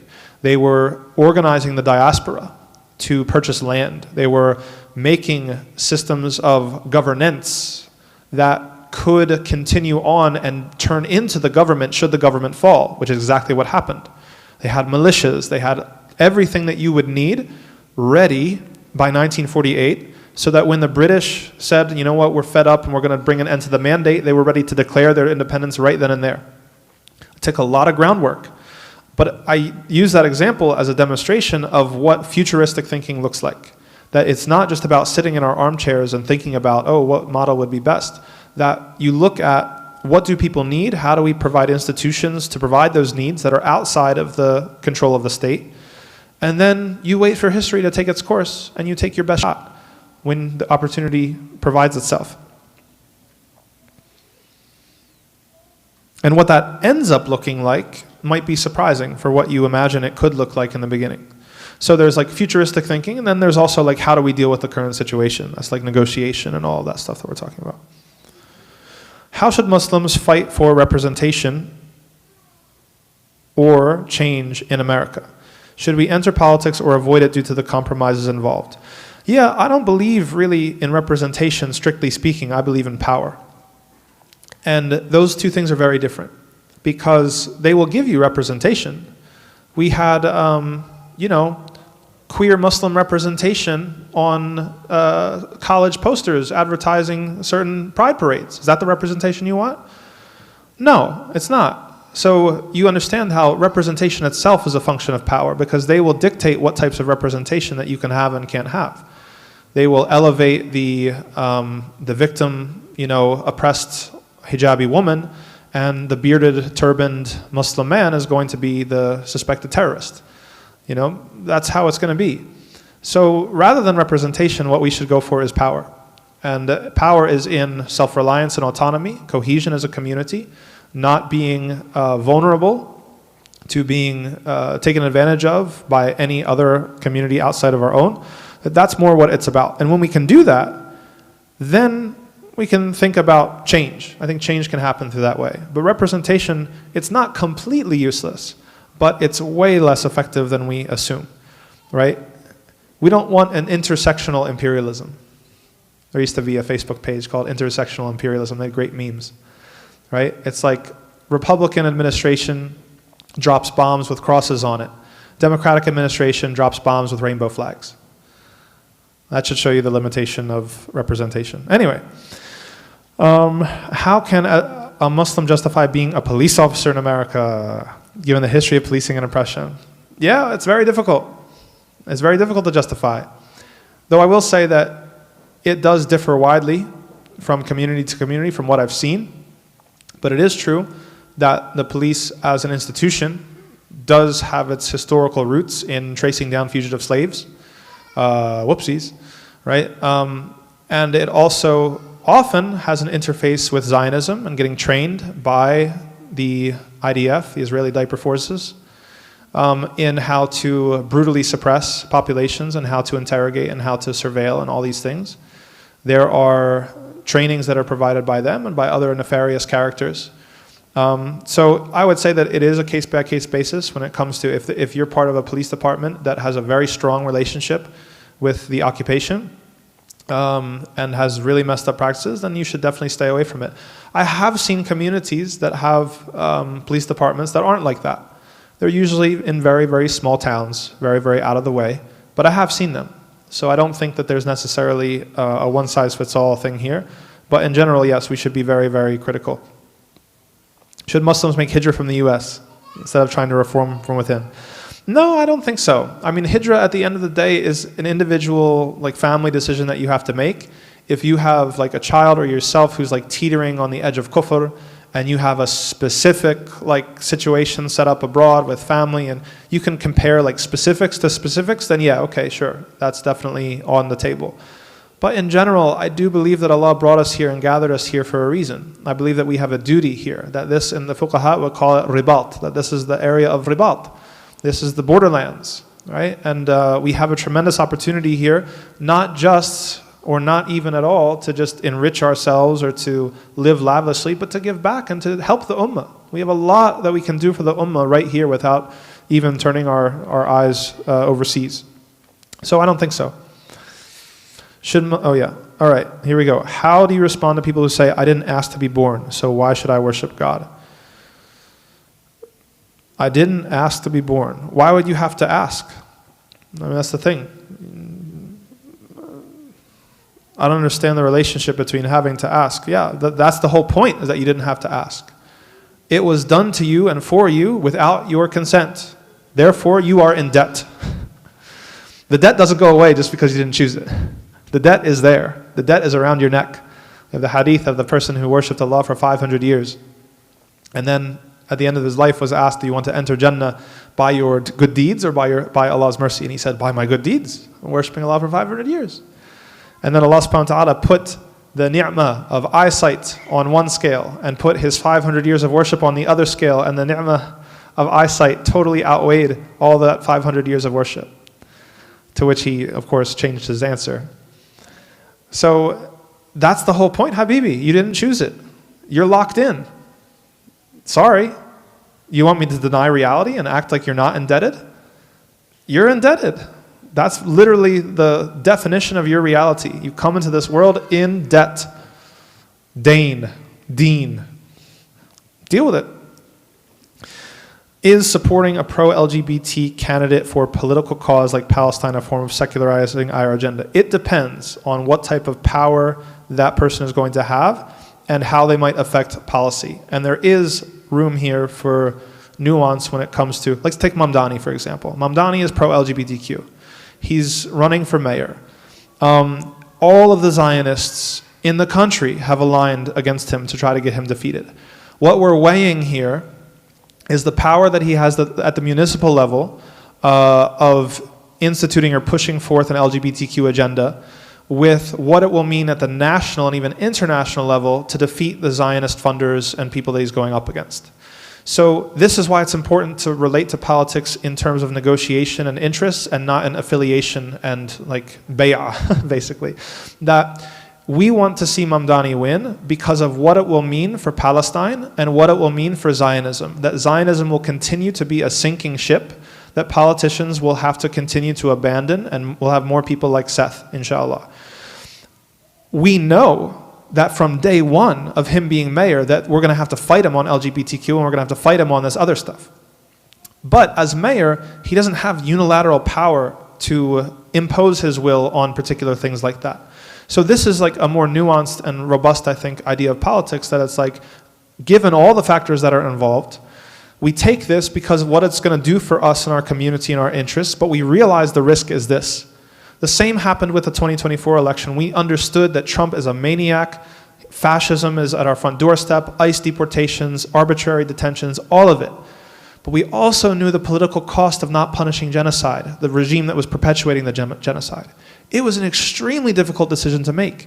It was a decision that we knew that from day one, we weren't like the Yemeni imams that were on stage with Trump. Like, we knew that from day one, after the election, we were going to now have to fight Trump in the courts, on immigration, on whatever. But we realized that the biggest cost was to let the perpetuation and support of a genocide go unpunished. That it would put us at such a disadvantage that no one would ever take us seriously for another maybe 10 years as a political bloc, and that cost was so costly that we couldn't bear it. So that's politics. The Dawah paradigm doesn't seek power but offers benefit. You need Allah. Do you agree? How do we bring back this spirit of Dawah, to our Dawah efforts? You need power to offer benefit. Those two things can't be separated. That's why when we talk about the fiqh of jihad, right, and in the books, right, classically, that opening up lands to da'wah is a reason, right? You have to have a certain amount. You can't separate da'wah from power. Like, look at France. Can you do da'wah in France? No. Do we want America to become like France? Absolutely not. So we have to interface and have some degree of power to carve out the space that structures da'wah in the first place. And unfortunately, I'm not accusing the questioner of this, but some people have put this as an either-or choice. Like, no, brother, we don't have to worry about power. All we have to do is do da'wah to the people, and Trump will accept Islam, and then we'll, whatever. I mean, if you want to try for it, bro, go for it. But in reality, you have to carve out, you need a certain amount of power in order to do da'wah. And so I don't think you can neglect that. But of course, like, we need more dawah efforts. They go in tandem, they're not opposing. How should we deal with secularism on a personal and societal level? I've definitely addressed that. Your decisions, your priorities, major life decisions. How should we approach those who follow different sects, Wahhabis, Shiism, etc., within our communities? The ummah is like a house, and a house has rooms, and the rooms are separated by walls. But the thickest wall of any house is the exterior wall. You understand? The thickest wall on any house is the exterior wall. That it doesn't mean that we are not even at the level of schism. And by the way, myself and Dr. Waymer Enjim in Yaqeen Institute, we have a whole project we're working on about desectarianization. And it's not this phony kumbaya desectarianization. Like, we have to realize, I mean, especially, you know, what the Iranians did in Syria and in other places, like against like the massacres that they committed against our Sunni brothers and sisters there. Like, we don't forget that for a second. This is not a politically naive thing. But it does mean that we have to shape what political coordination looks like. It doesn't mean that we erase all the differences between us and pretend like we're all the same. Or even that there's schism, right? Schism, literally, the meaning of schism is that communal separation. Like, don't pray in our mosques. That's fine. We can have schism too. But we have to understand that politically, the enemies of Islam don't differentiate. And one of the benefits from Islamic history that we saw, when horrible things happen, it usually was because of someone going behind the back of the other Muslims and seeking the non-Muslims for aid and allying with them.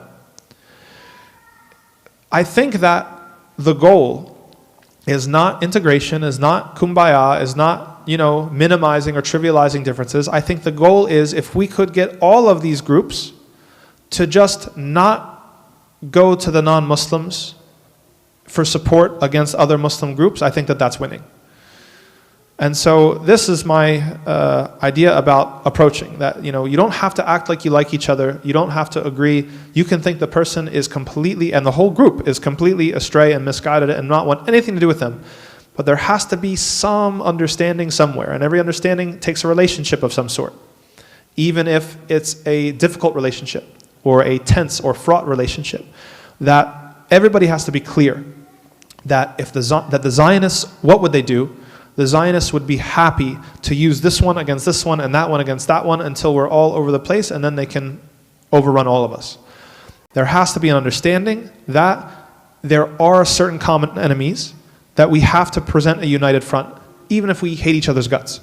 If we don't present a united front, it's going to be the existential crisis of us and them. And most of that applies to Sunni Shia stuff. When it comes to intra-Sunni stuff, then I think that one thing that we have to do is we have to be frank about some of the polemical nature of our classical scholarly tradition and own it. And this is something Sheikh Hatem al-Hajj writes about. Unfortunately, when the Ummah was at its political weakest, perhaps, that was when we were at each other's throats with these polemical debates. I wouldn't go so far as like Sheikh Yasser Qadhi, and we talk about this extensively. I'm not fully aligned with him in the sense of erasing all of these differences. I don't believe they're just semantic differences at all. I think that they're robust differences. But again, the political dimension or the political consequence of these differences, what should be the political consequence of these differences? I think that we have to recognize unnecessarily sectarian thinking, whether it's contemporary or traditional or classical, let's say. Meaning, every time in a fiqh book, when the Shafi'i has to just like emphasize that prayer behind a Hanafi is not accepted. Do we find that in our books? Yes, we do. Is that necessary? No, it's not. It's entirely uncalled for. It's the sectarianization of Islamic knowledge. And that has led us to a lot of fracturing. There shouldn't be any schism. Listen, you can go into the books, and I, with Dr. Waymer and I, like send texts back and forth when we come across this stuff. There were Hanafi scholars and Shafi'i scholars that are saying, yes, it's permissible for a Shafi'i man to marry a Hanafi woman, qiyasan ala ahl kitab, due to a analogy because you're allowed to marry Jews and Christians. What? Like that's the level of narcissism that some of these debates went to. And they were completely fruitless. And they set the ummah back and they shattered our ranks. These are unnecessarily polemical moves. They're unnecessarily sectarian moves. And we have to train people to desectarianize their thinking, especially when it comes to the intra-Sunni stuff. That doesn't mean that I agree. I'm an Athari. I do not think the Ash'aris are correct. I do not think the Maturidis are correct. I'm not a universalist or a relativist. I don't believe, we're all just correct. No, I don't. I do understand that that was a response to the Mu'tazila, and I do understand that it was an ijtihad from them, and that Allah will reward them for it. It doesn't take them out of the ummah. It doesn't take them out of Sunni Islam. Okay? And politically, I think that we need to, when we talk about these things, we have to resist the sectarian cheap shots that we take at each other they actually set us back politically. And that goes between Sufi and Salafi as well. I think that this applies to all those groups. I have a lot to say about this, but we're already over time, so I don't want to spend too much time. But we have to differentiate between the theological dimension and then the community and political dimension as well. All these things have political consequences. As a woman and American revert, how has colonization impacted Muslim women, positively or negatively, especially regarding feminist influence? You want me here all night, don't you? So I'll just say a little bit. So Western feminism, and I used to be a feminist before Islam, and I studied women's studies, and I read extensively feminist theory. So this is not just like red pill YouTubers talking, okay? Like I've read bell hooks and Audre Lorde and all of these foundational second and third wave feminist thinkers, Frieden and etc. Feminism allots for itself a monopoly on women's rights and interests without dealing with the elephant in the room, the hard question, which is who gets to represent women? Which women get to represent women? Now, that move creates a very convenient situation where liberal feminists and those who agree with liberal feminist ideals then are championed as the correct representatives.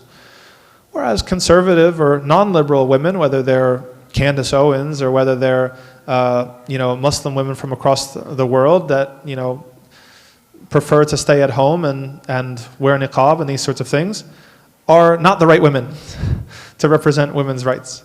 So there's a move that's made that's dishonest, which is one of the things that I don't like, that it circumvents the discussion of actual values and interests. What is in women's interests? It circumvents that conversation, which is a really important conversation, with an identitarian move, which is just about, well, women get to decide for themselves. That doesn't get us anywhere. Women disagree, right? So substantively, we have to talk about what is public versus private. What does Islam have to say about women's public existence? Whether, what do we say about women's education? What about, gender roles? All of these things, what we're actually talking about the issues, much of feminist theory just circumvents that hard discussion and perpetuates other systems of Western thinking, such as, there's liberal feminism, which is based off of this idea of Lockean autonomy, which is don't tell me what to do, my body, my choice. That leads to, the positions on abortion and these sorts of things. Not very congruous with Islamic thought. There's also radical feminism, which is very indebted to Marxist-Leninism. If you haven't ever read, Friedrich Engels has a book like The History of the Family or something like that. It's, a feminist manifesto. The feminists took that actually and applied the class analysis to gender analysis. So much of feminist theory has posited an inherent antagonism between men and women, that the most important and fundamental thing going on between men and women is power. And Islam doesn't say that. وَالْمُؤْمِنُونَ وَالْمُؤْمِنَاتُ بَعْضُهُمْ أَوْلِيَاءُ بَعْضٍ. That the believing men and women are supposed to be allies and protectors of one another. We have a loyalty to one another, that it's not one of competition or one of just power or one of this. Not saying that power can't play a role and that we have to deal with it. So, that's the thing. There's a lot to be said here. We're already over time. Imam Wajid's signaling to me to hurry the heck up. In Southeast Asia, cultural adat often overlaps with Islamic teaching but can be influenced by Orientalist views. Yes. Should we continually cross-check adat with Sharia? Yes, because the adat now have become the subterfuge for anybody who wants to sneak something into the practice of Islam in Southeast Asia. So that's the opening that they made for themselves. So absolutely, and I am aware a little bit of how that works in Southeast Asia. So absolutely. I mean, at the end of the day, you have to articulate what are the qati'at, what are the things that cannot change from Islam, that are for all times and all places, versus the things that change from place to place and time to time. And that was what the original bifurcation between Sharia and adat, or we would call in other lands Sharia and fiqh, was supposed to accomplish. But people will abuse the latter in order to mess with the former. How can we avoid Western influenced cultural practices like birthdays without dividing the community? You are free to do what you want, in the sense that you don't have to show up to other people's birthday parties. You can throw parties for Eid and make them much more significant and memorable than the things that other people do for birthdays and stuff like that. You can tell people, hey, we just don't participate, no offense, right? That's fine.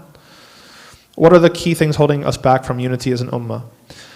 Internally, I think secularism and sectarianization of our thinking is probably the two biggest things.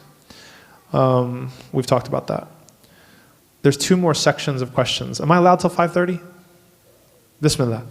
What were the original tools or institutions through which colonialism spread? Education, political, ideological. We covered that. Can you expand on the Wahhabi movement in Saudi Arabia and its modern relevance? Is Wahhabism a byproduct of colonialism? So I'm glad that this question was asked. It's not, we can't fall back into simplistic thinking. Like some people will say, oh, the British were the ones that were behind all of Wahhabism. That's not that simple, right? Like the Wahhabis themselves like predate the British machinations in the region, though their interests did coincide, right? Especially with the third and lasting Saudi state. But when it came to the initial Wahhabi movement, like that's the movement of Muhammad ibn al-Wahhab, I think it's a very important case study in secularism, because you have a state that has a state ideology, and that state ideology has certain foundational elements or characteristics to it while it is insurgent, right? Man shakka fi takfir al-kafir fahuwa kafir, which was a shot at the Ottomans. They basically made chain takfir of the whole Ottoman Empire. And then once they come into power, the tune changes. And that's where Sheikh Yasir Qadhi's analysis of Salafism is accurate and correct, where the ideology flipped entirely to be one that was pro-state and pro-government. How did that happen? How did we go from the Ikhwan, not the Ikhwan al-Muslimin, the Ikhwan that were under the first King Saud, were ready to take on the British with swords. Like he had to fight, Saud had to fight against the Ikhwan and put them down, right? How do you go from that to obey the Wali al-Amr no matter what he does, no matter what he says? That should show you right there that this is not just simple Islam.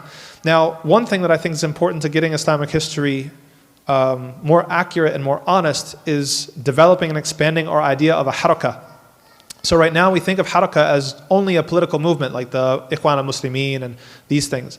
I think that by expanding the idea of a harakah to include manahij and other movements like the Wahhabi movement, like the Deobandi movement, like that, we can actually now bring things down from a sectarian level, like this is the truth or it's false, like this is Islam or it's not, to this was a harakah. This was a movement of tajdeed.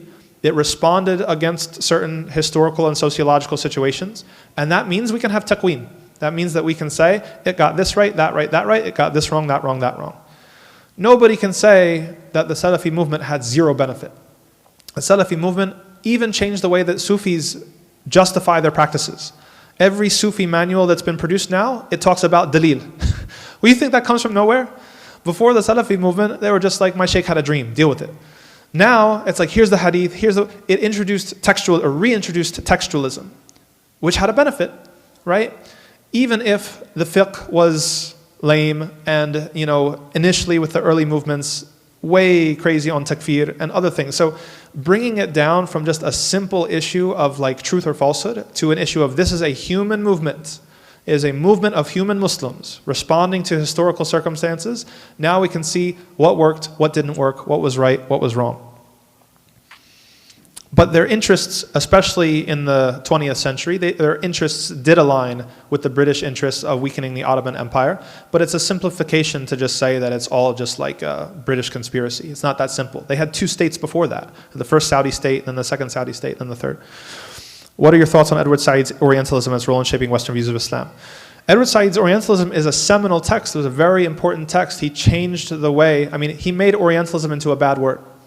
Like before Said, Orientalism was the name of your school and you were an Orientalist and it wasn't a big deal. So it did have very, very important, it opened up some very important conversations. That being said, Said was very limited theoretically. He was a secular nationalist. He was someone who was very critical of Islam, had very negative things to say about Islam. And Halak goes into that in his book Restating Orientalism. If you can read it, it's a difficult book. It might be my favorite book ever. It is so profound. His insights, because what Halak does is he takes what was good from Said and he purifies it and he shows where his analysis fell short and where it should have gone. He describes himself as the introduction, as hijacking Said's boat and taking it to the destination it should have arrived to. That Said falls back on this idea that Orientalism is just about misrepresentation, misrepresenting Muslims or misrepresenting the East, which is a confused analysis. It's not that simple, because Said's Orientalism means nobody in the West can say anything about anybody in the East, positive or negative. If it's positive, you're romanticizing. If it's negative, you're a bigot. Whereas Halak is just much more nuanced than that. Anyway, you can have fun with it. If you can't read the book, I did explain some of it in the video series on blogging theology. Why did colonizers develop such deeply racist ideologies? Was it fear-based or inherent human nature? Neither, I don't think. I don't think it was either fear-based or inherent human nature. I think that the ideological formations in Western Christianity that then got secularized gave it a very, very strong tendency to dehumanize certain populations. And I think that's one of the things that makes it very unique. We don't have that type of dehumanization. If you go back into the conquest literature, the Futuhat literature, you don't find that type of dehumanization. Like the scholars saying these people are like insects and they need to be what. You don't find that. And Halak's contention is that you don't find that anywhere except in European colonization literature. Anyway, how do we discuss these topics when not everyone sees religion as integral to identity? Just do what I do. What steps can we take to remove the colonial mindset from our communities? That's very vague. We've talked about that. How do we as an ummah teach and train ourselves to resist modern colonialism effectively? I think I've talked about that. Now that we know more about colonialism's role in shaping our world, how do we fight it and strengthen it? Yeah, we've talked about all that. Look at that. We got through all the questions. Inshallah, I hope that your questions were answered. May Allah subhanahu wa ta'ala accept from us in this majlis, and anything that's correct is from Allah subhanahu wa ta'ala, anything incorrect is from myself and the shaitan. Seek refuge from him. Barakallahu feekum. Wassalamu alaikum wa rahmatullahi wa barakatuh. Yeah, now it's actually over. Thank you so much for joining us for this program. Special thank you to Imam Tom, who's had a very hectic week of traveling, but still made the time to come out to teach our community. An extra special thank you to Imam Tom for throwing me under the bus earlier. If you don't know me, I am Imam Wajid. I'm the Imam of the Masjid. And we have tons of programs that happen here for all age groups. And I would like to welcome you to our Masjid. We're going to have more programs similar to this one and across other fields and other topics. So please keep up to date, and you are more than welcome to join us for all of our programs, to come here regularly. We have many regular programs as well. And inshallah, in about a half an hour, we'll start the youth halaqah, where Imam Tam will be talking about secularism and Islam. Thank you again for coming. Assalamu alaikum wa rahmatullahi wa barakatuh.